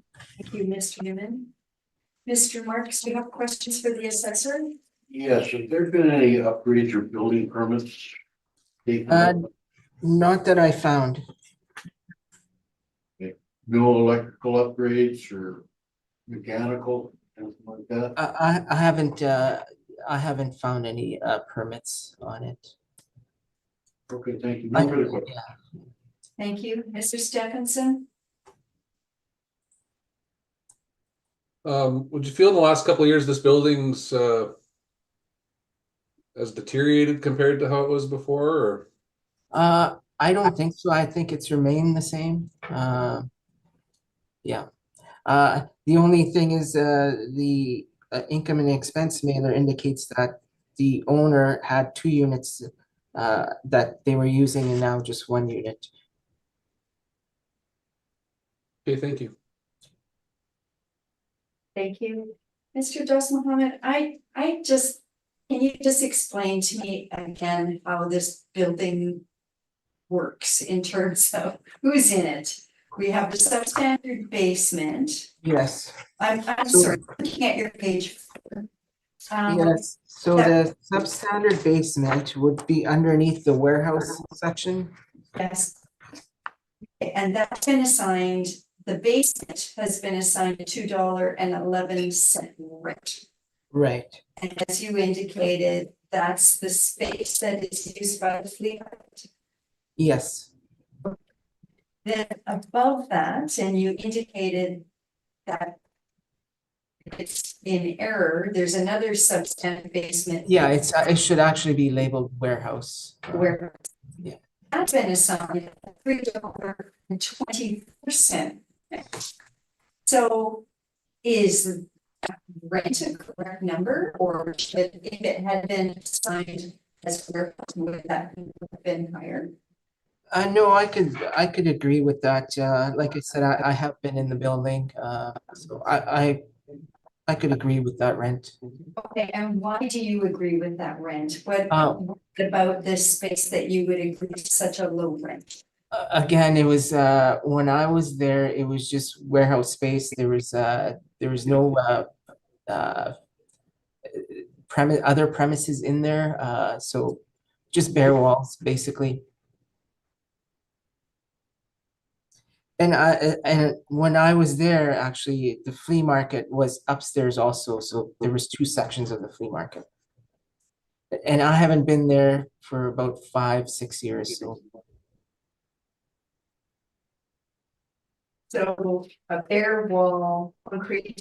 yeah, there was flea market booths, I guess you would call it. Okay, and then there is the 4,000 square foot space used as office of some kind. Yes, and I have not been in that section. You've not been there. And then the model has assigned an $8 rent, $8.13. Yes, And you're using your comparables on page 3 in support of that rent. yes. Are these addresses on your page 3, are they also similarly used? Must be some level of finish. Yeah, I haven't visited the comparables, but in our system, when we check off parameters, we could check off what the parameters are that we're looking for in a comparable. And what parameters? Well, they would be similar. I don't have it off the top of my head, but they would have been similar to what the subject property would have been. Would have had the parameters. Okay. All right, and your 8% cap.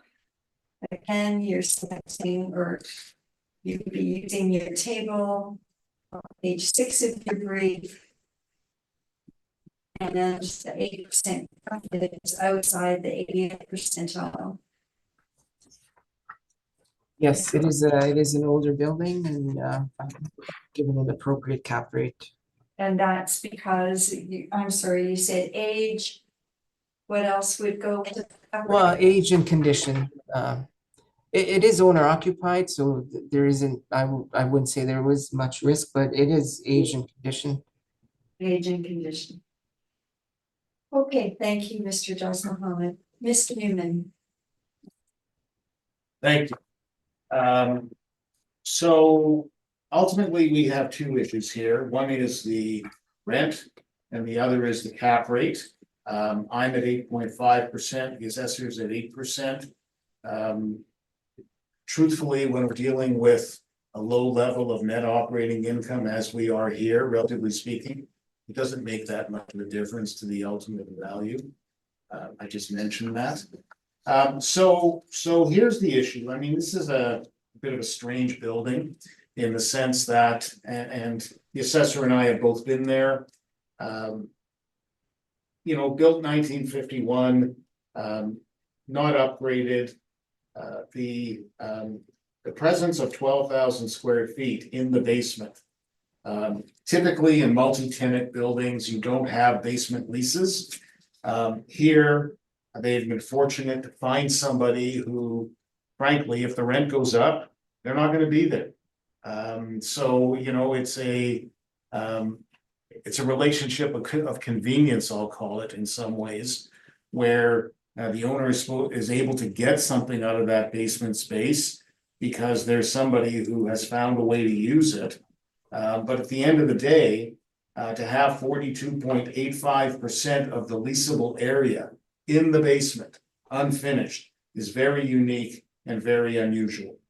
So in terms of the office area, and I'm at page 2 of my brief now at the bottom, not centrally air conditioned, as I mentioned earlier, as the assessor confirms.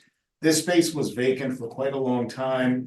New Directions had been in this building for a number of years. They eventually moved on elsewhere to 709 Portage, taking large space there. And so they consolidated offices to some extent. A lease was put in place, admittedly with the owner, to be clear, at $3,060 a month, which is $9.18 per square foot gross. In some ways, the way I looked at this is that, you know, we've got a $4 a square foot shortfall allowance. I could have taken the $9.18 down to $5.18. In the end, I set the rent for this office area of 4,000 square feet at $6 a square foot.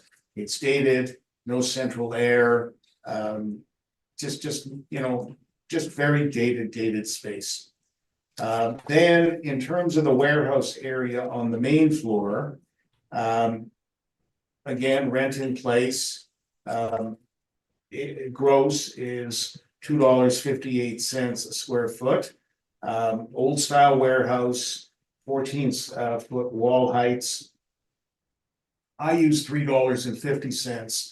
And just to frame the issues, you know, I treat this as poor quality warehouse space. I selected $3.50. Assessor selected $3.24. We're not that far apart on it, but just so you have in mind the issues. And you know, where we have an issue as well is the office space. I'm at $6, the assessor's at $8.13. That's a difference as well. And then the basement space, effectively what I did is I used the rent in place. It's $1.27 a square foot. It's $1,200 a month that the tenant pays. There is a contribution to some property taxes. There is a contribution to utilities. Basement space is typically in multi-tenant buildings not considered rentable. As I said earlier, it's bare bones in every respect. There are not a lot of alternate uses for this space. So they've been fortunate to find somebody, and I've used $1.27 a square foot. The vacancy is 4%. I leave it at 4%, but I do note that the majority of the space is month to month. That creates a higher level of risk. So although I leave the vacancy at 4%, I'll speak to it in the capitalization rate. Then you've got my same capitalization rate section. I'll skip over the majority of it. I will go to page 15.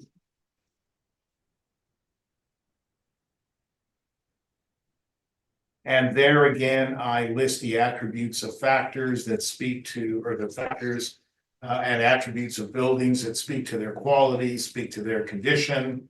I say to you, ultimately, this is a unique building at page 16. 42% of the space is in the basement.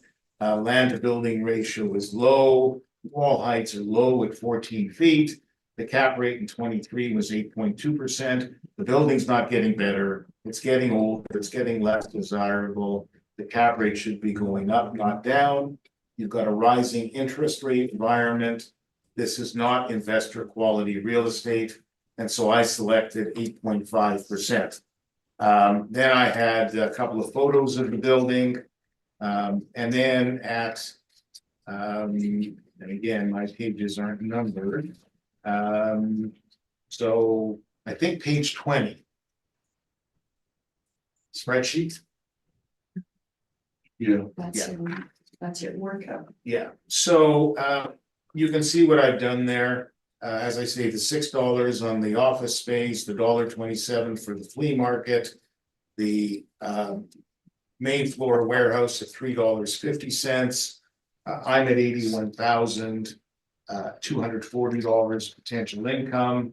The assessor's $96,720. That's the key decision point that you're gonna have to address. As I say, our cap rates, 8% as against 8.5. I've explained to you why I think it should be higher. And those are my submissions, and I'm open to questions. Thank you, Mr. Newman. Mr. Das Mohammed, do you have questions for the applicant? Yes, please. Mr. Newman, the two tenants in there, they've been there for quite a while, since at least 2020. When you say the two tenants, do you mean the flea market? The flea market's been there since at least 2020. And yes, and longer. And the owner, Best West Pet Foods, they've been there for quite some time also. Well, I think they came in to occupy, I think sometime in 2021 or 2022. In the 2020 mailer, they're listed there also. So I'm looking at the 2020 mailer, which is page 16. Page 17 of my brief. So 4,000 square feet. Main floor is vacant at that point. And Best West is in the warehouse portion on the main floor.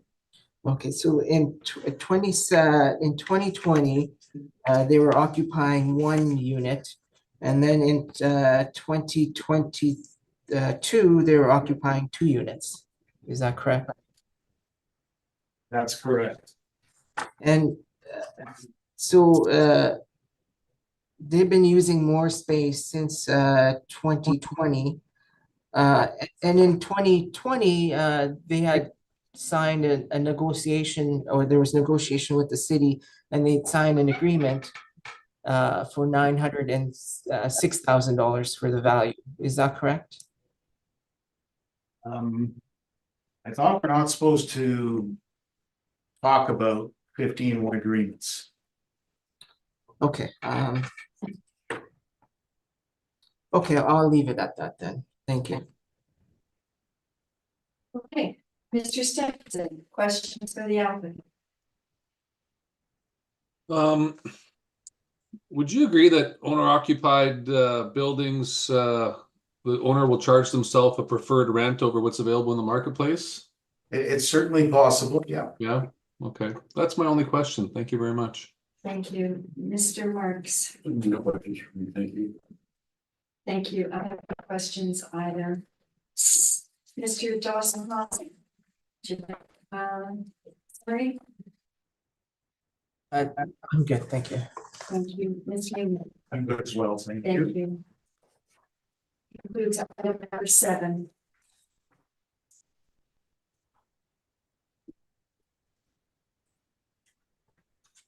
Number 8 on our agenda is file number 24-615, 891 Century Street.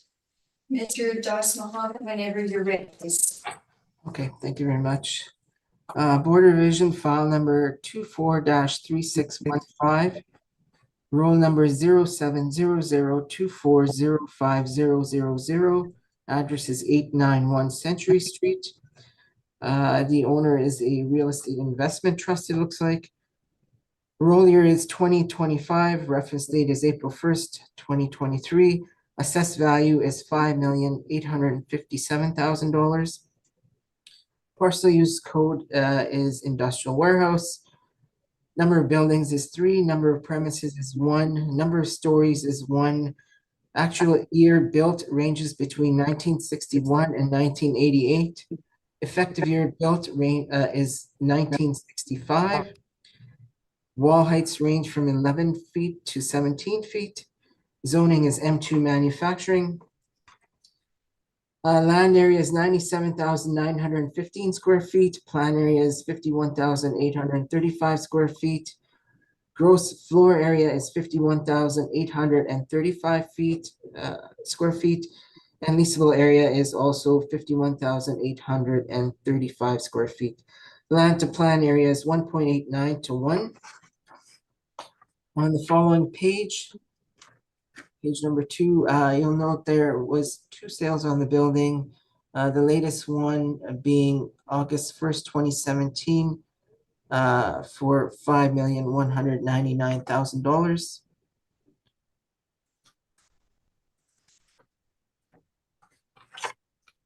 Okay, and if you turn to page 9 of my brief, there's some maps of the subject property. It's located in the northwest quadrant of the city. On page 10 is the subject parcel boundaries.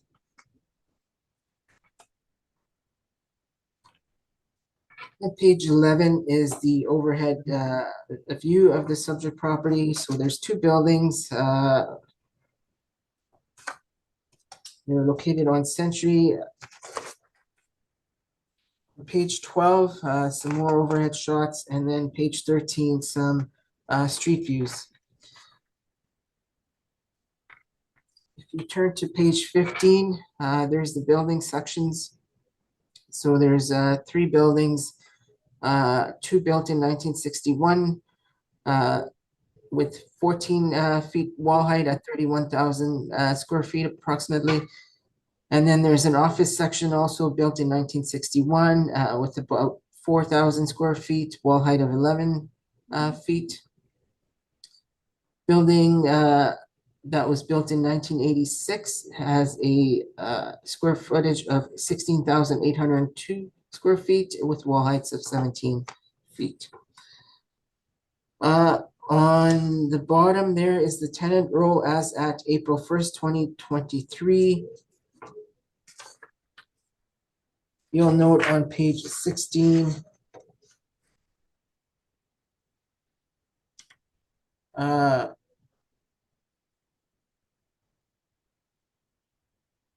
there seems to be a vacancy of 2,000 square feet on page 16, right at the bottom. On page 17 is the listing that I assume it was a real estate agency that disposed of this property. And right down at the bottom, you'll note that there was a sale and a purchase and a sale. So the purchase was in January 2016 for $4.4 million. And then they sold it in August of 2017 for $5.2 million. That's within a span of just over a year.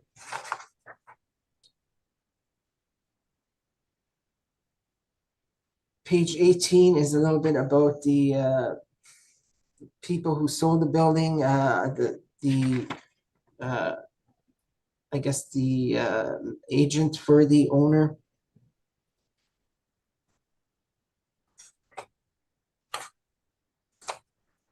So page 20 is the sales mailer from the 2017 sale.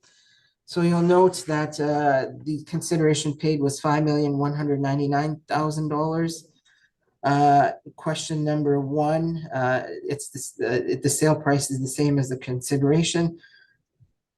Question number 2, the price was agreed on June 19th, 2017.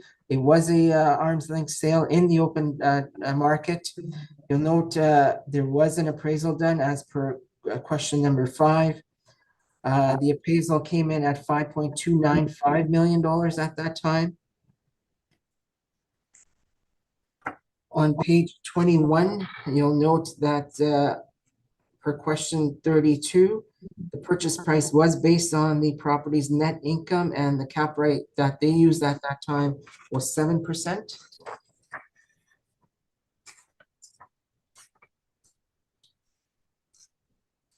And then on page 22 is just a status of title. on page 25 is the mortgage detail on that title. You'll note that the bank on the Bank of Nova Scotia on page 26 has a collateral mortgage on that property currently for $6 million. So I'm assuming that the bank had done an appraisal of their own and they feel that they could lend $6 million on this property.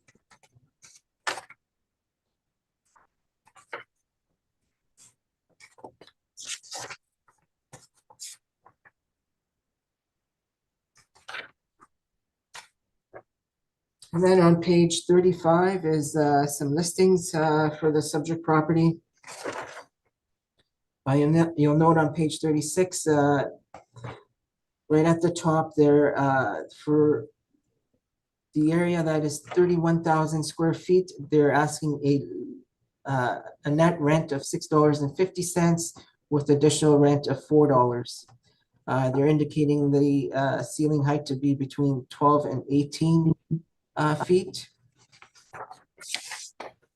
Then on page 39, there's another listing for the other side of the other building on that property. Area available ranges between 2,300 square feet and 6,700 square feet. They're asking $11 for unit 1 per square foot, and units 2 and 6 at $9.95 per square foot. There is additional rent on top of that of $4.03. They're indicating the ceiling height to be 13.5 feet approximately.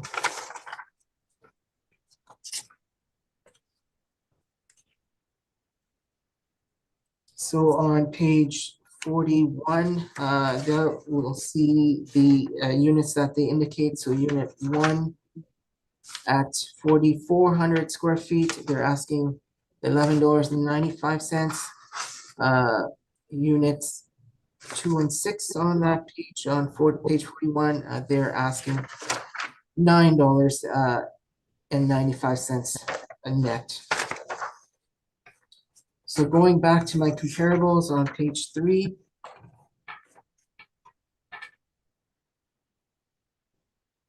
Like the subject, all comparables are industrial warehouse properties are located in the St. James industrial market. All leases are current in relation to the reference date. Effective year built ranges from 1958 to 1979. Average wall heights range from 11 feet to 20 feet. Leasable areas range from approximately 1,200 square feet to 6,000 square feet, and then from 29,000 square feet to 38,000 square feet, in order to compare the different leasable areas available within the subject property. Net rents range from $5.95 per square foot to $10.95 per square foot. I work out an average net rent for the comparables at $7.70 per square foot. On the following page is our workup. So we're utilizing an overall net rental rate of $7.70 per square foot, market vacancy rate of 4.5%, 3% for non-recoverable expenses, $4 per square foot for vacancy shortfall.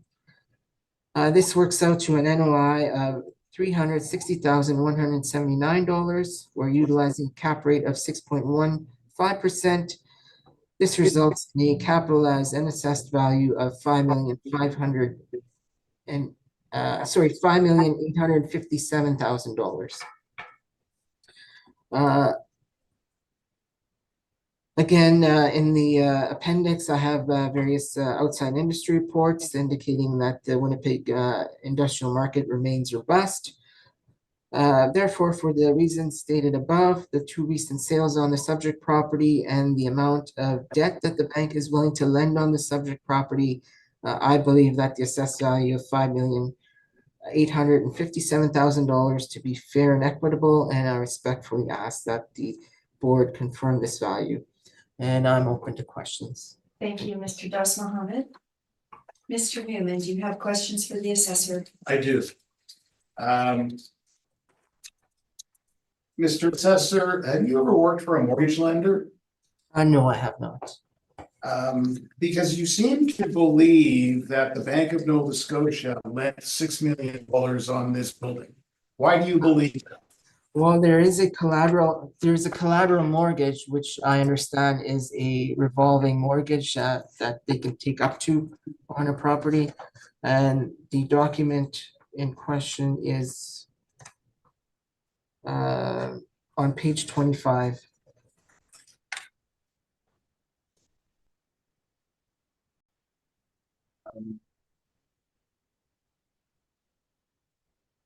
But that doesn't tell you anything about how much the bank has actually lent. No, it's a collateral mortgage. They're willing to lend up to $6 million. So I don't know if they've lent anything on it. But it's a revolving credit of $6 million is what I understand. So let me ask you another question. Do you have knowledge that banks will commonly register, not just banks, credit unions, any lender will commonly register mortgages for amounts in excess of what they intend to lend, just in case if somewhere in the future they want to lend more, they don't have to amend the documents? I'm not aware of that.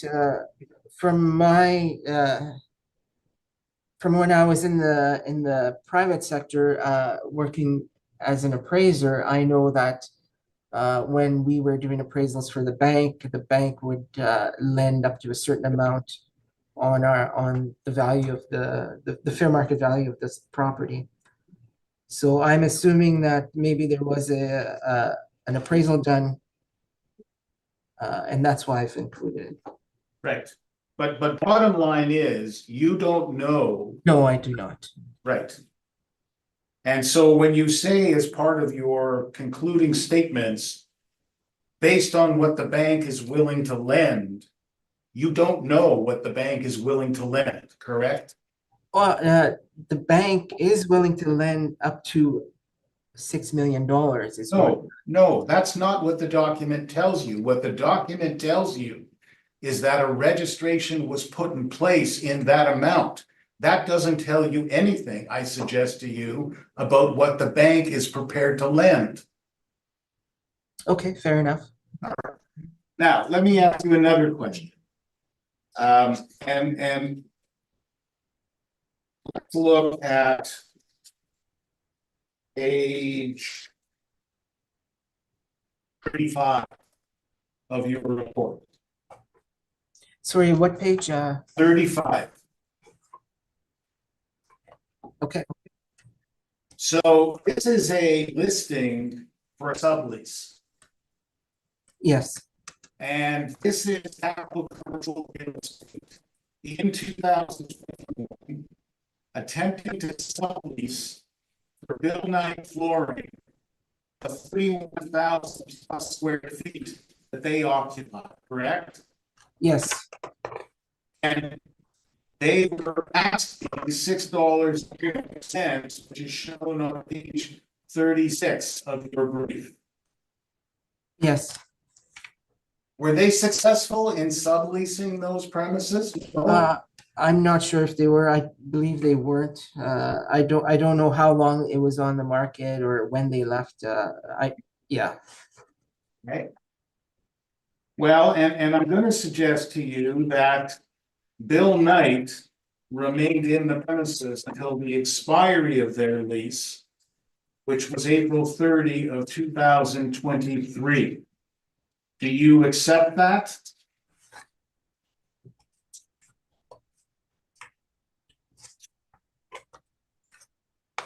Give me 1 second, please. If you look at your page 15. Okay, so I see that they're there past the reference date. Right. But you know they were trying to get out as early as 2021. They had the listing up, yes. Yes, okay.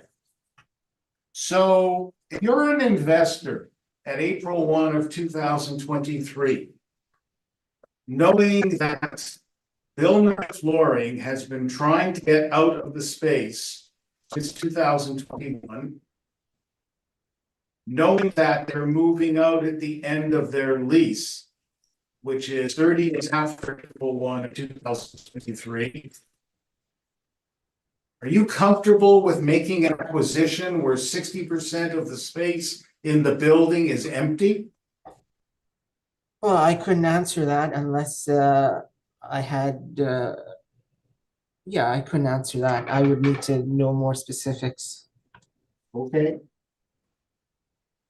Your page 1 of your brief, 1965 effective age, so the building is 62 years old, approximately as of today, correct? Yes, And 1.89 land to building ratio, quite low relatively speaking, correct?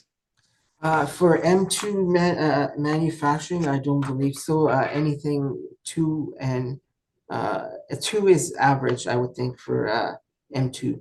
M2, Alright. yeah. And your comparables on page 3. A number of them are 530 Century Street. Your first two, then you've got 550 Century, unit 315.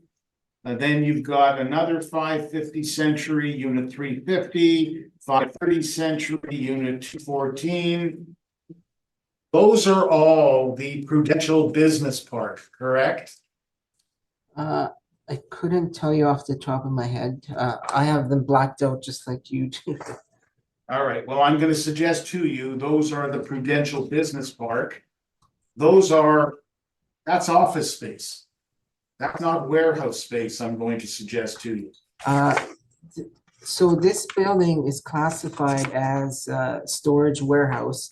And if what I picked is storage warehouse also as comparable. So if they're classified differently, they wouldn't have appeared Okay, on my comparables list.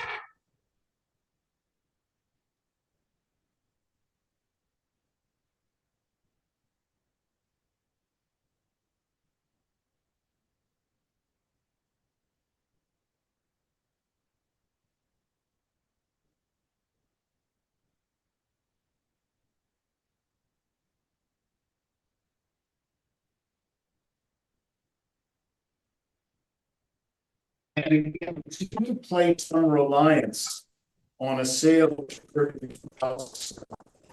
No, if we were relying on that sale, we would have had this building at that amount back in 2020.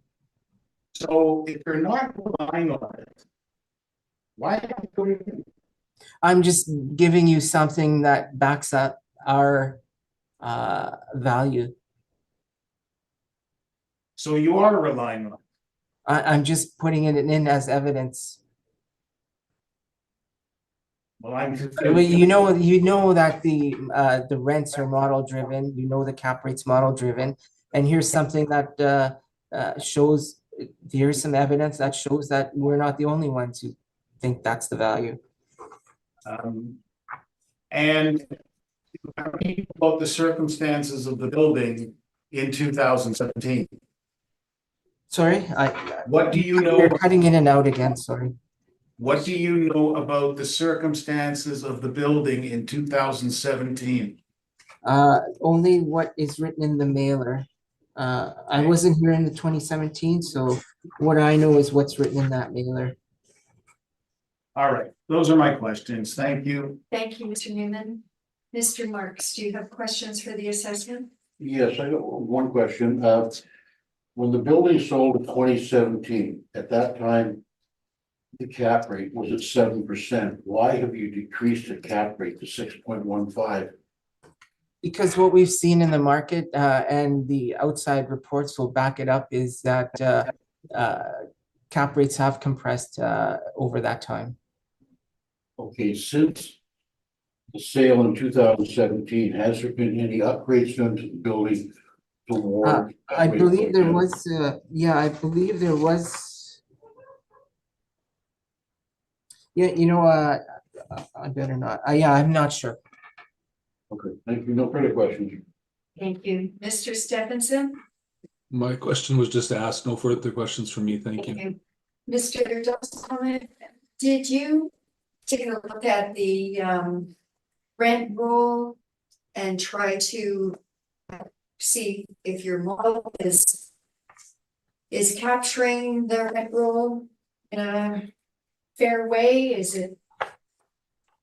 Take a look in any, I see that some of them are gross rent, some of them are net rents. So I wasn't able to do that. I think if you look at the net rents, most of them are supported by the comparables. So you're like the comparables.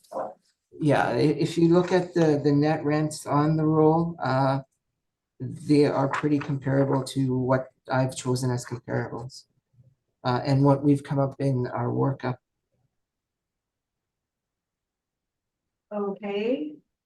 Like you'll notice, for example, on page 15, quality classrooms is at $9.50.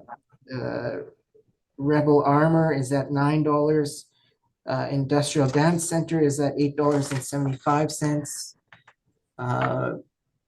On the other page, there's LS Travel, that's at $9.50. The only one that seems to be off is this Urban Grow. And Manitoba Turkey Productions is gross rent at $18.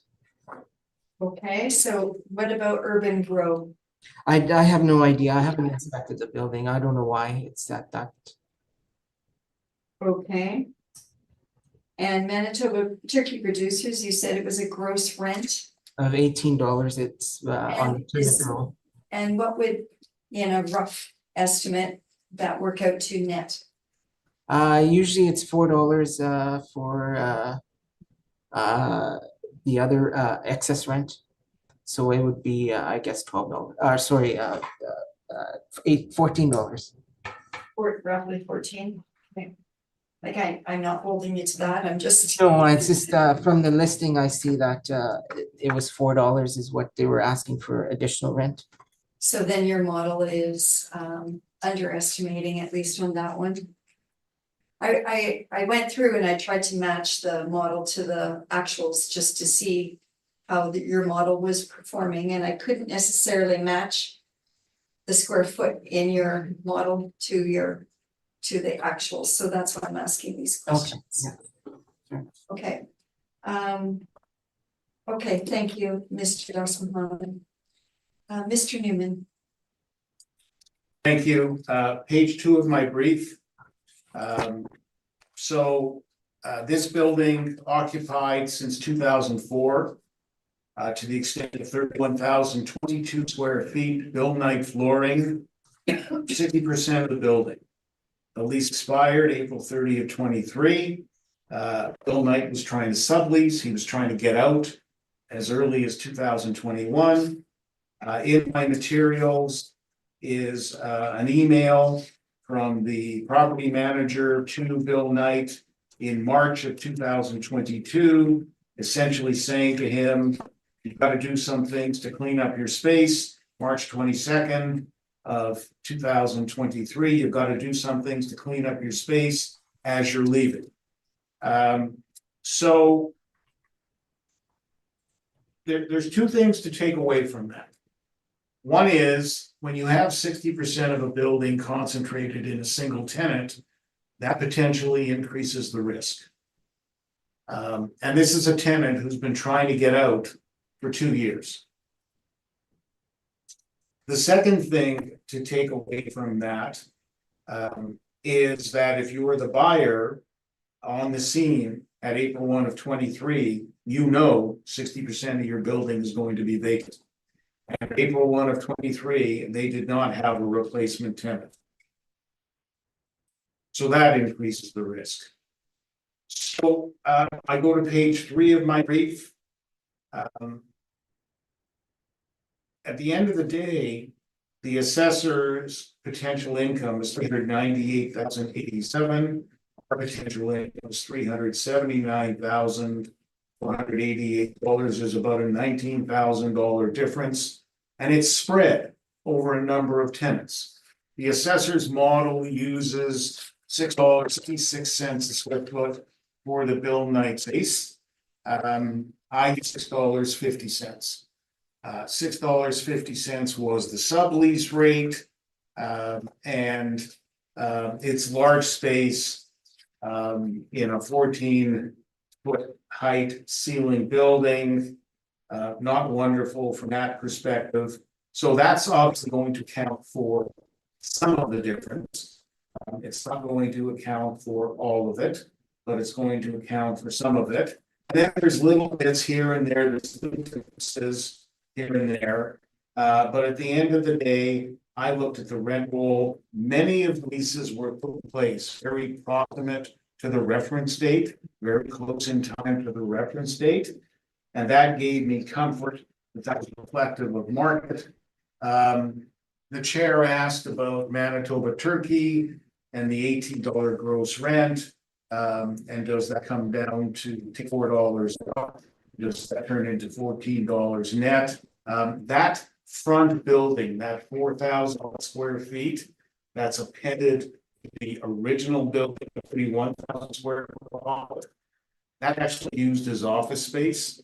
And so I think Manitoba Turkey, if you use the office, a shortfall, which will be depending on the quality of office, anywhere from $7, $8, or $9. That is coming down, not to 14, but well below that. The assessors used a standard vacancy of 4.5%. At April 1 of 23, 2,171 square feet had been vacant since October of 2022. At that same reference date, the Bill Knight space was known to be becoming vacant. It's a single space. It's less attractive. The Johnson report indicates vacancy in the St. James area for multi-tenant is 5%. It's a general statement only. I acknowledge that. I ultimately increased the vacancy to 7%. Same cap rate submission I've given you. I'm not going to go through all of it. I say to you simply that capitalization rates are not going down as the assessor suggests. Let's go to page 11. And again, we've touched upon this already. This is the broker classification of buildings. This is at best a multi-tenant B. It is not an A, and a multi-tenant B is going to get at page 12 in 2023 rates ranging, says CBRE from 6.5 to 7.5, says Colliers from 6 to 7%, says Cushman from 6 to 6.75%. So at the end of the day, I think the cap rate of 6.15% is too low. It's too low for a couple of reasons. And we come back to the same thing I've articulated to you in the context of some of the other properties. If you look at page 15, you've got the attributes of buildings and site-specific factors. You've got this building, it's got a lower land to building ratio, I'll suggest to you.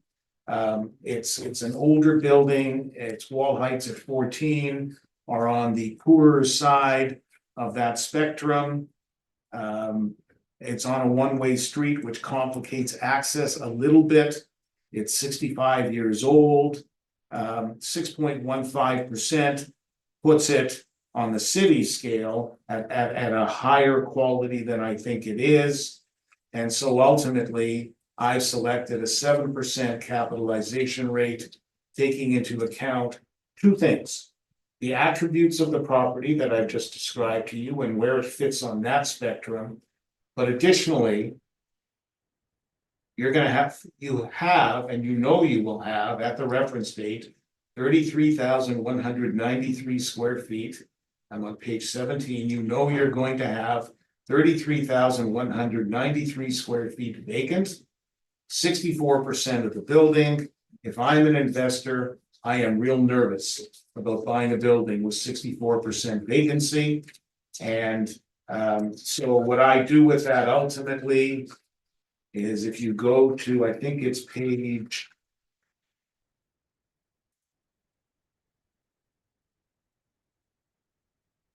Look at page 21, which should be the email. And I take you there only just so to put eyes on it. This is the property manager saying to Bill Knight, you've got to do certain things in terms of your move out. And then the next page is my workup, my spreadsheet. And essentially it's using rents in place. It uses $6.50 a square foot on the Bill Knight space that's about to become vacant. And as I say, that creates about a $19,000 difference in gross potential income. My vacancy is at 7% as opposed to the assessor's 4.5. And I've used a 7% capitalization rate. Whether you accept that, I'll suggest to you, you ought not to accept a 6.15% capitalization rate, considering age and quality of the building and considering the risk of the vacancy. So those are my submissions and I'm open to questions. Thank you, Mr. Newman. Mr. Jos Mohammed, do you have questions for the applicant? Oh, you're on mute.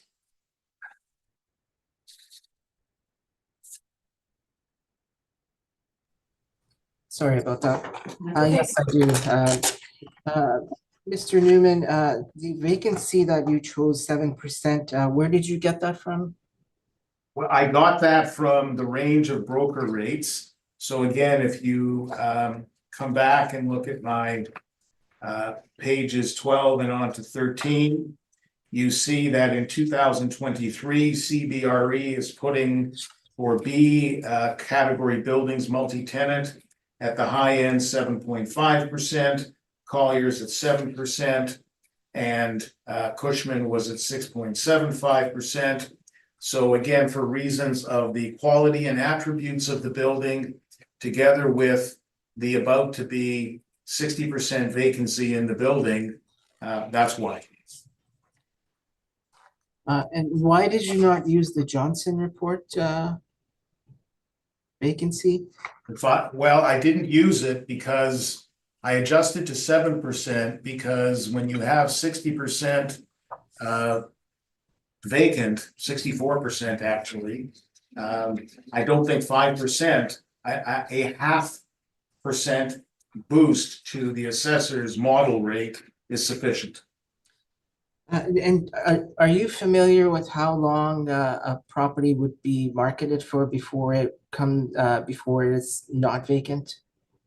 Days on market? It depends on the space. Some space can sit on the market for a long time. And so it all depends. And would you say that a larger property may be on the market for a longer period than a smaller space, for example? I think the pool of tenants who want to take and can take a smaller space is always greater than the pool of potential tenants for a bigger space. And in regards to the cap rate, the model generates a cap rate based on regression analysis.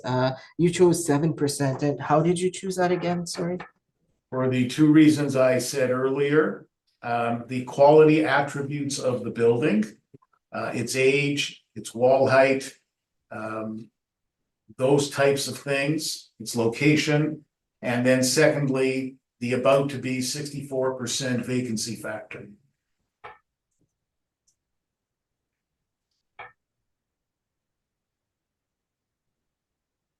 Okay, those are all my questions. Thank you. Thank you, Mr. Dos Mohammed. Mr. Stephenson, do you have questions for the applicant?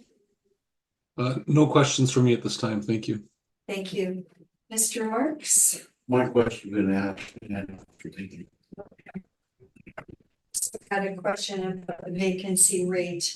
So you indicated that the Johnson report said 5% Multi-tenant in St. James. multi-tenant, but despite that, you believe 7% is warranted. Yes. Can you explain to me just again why you think a bump up? You said you didn't think a bump up of 0.5 was warranted, so why do you think 2.5%? So to be clear, when I said 0.5, I wasn't saying it wasn't warranted. I Okay, was saying it's not sufficient. not sufficient, okay.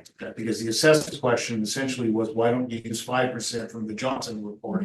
My answer is, it's not sufficient. Okay, The reason it's not sufficient is because the space, because of its size, because of its attributes, there's the potential that it's going to linger on the market for a considerable period of time, especially in light of the fact they attempted to sublease the space for 2 years leading up to the reference date, and they weren't able to. So that says the market isn't attracted to the space. And I didn't take a vacancy to 10% or 12%. I think it was a relatively modest increase. And so that's why. thank you for that.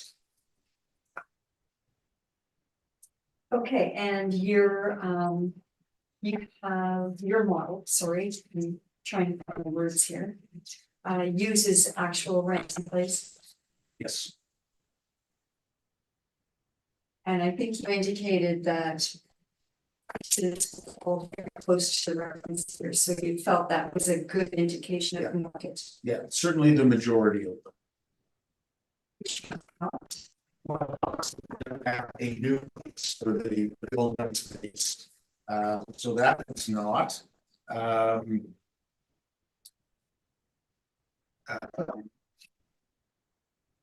As I look at the February 23, February of 23, June of 22, November of 22, January of 23.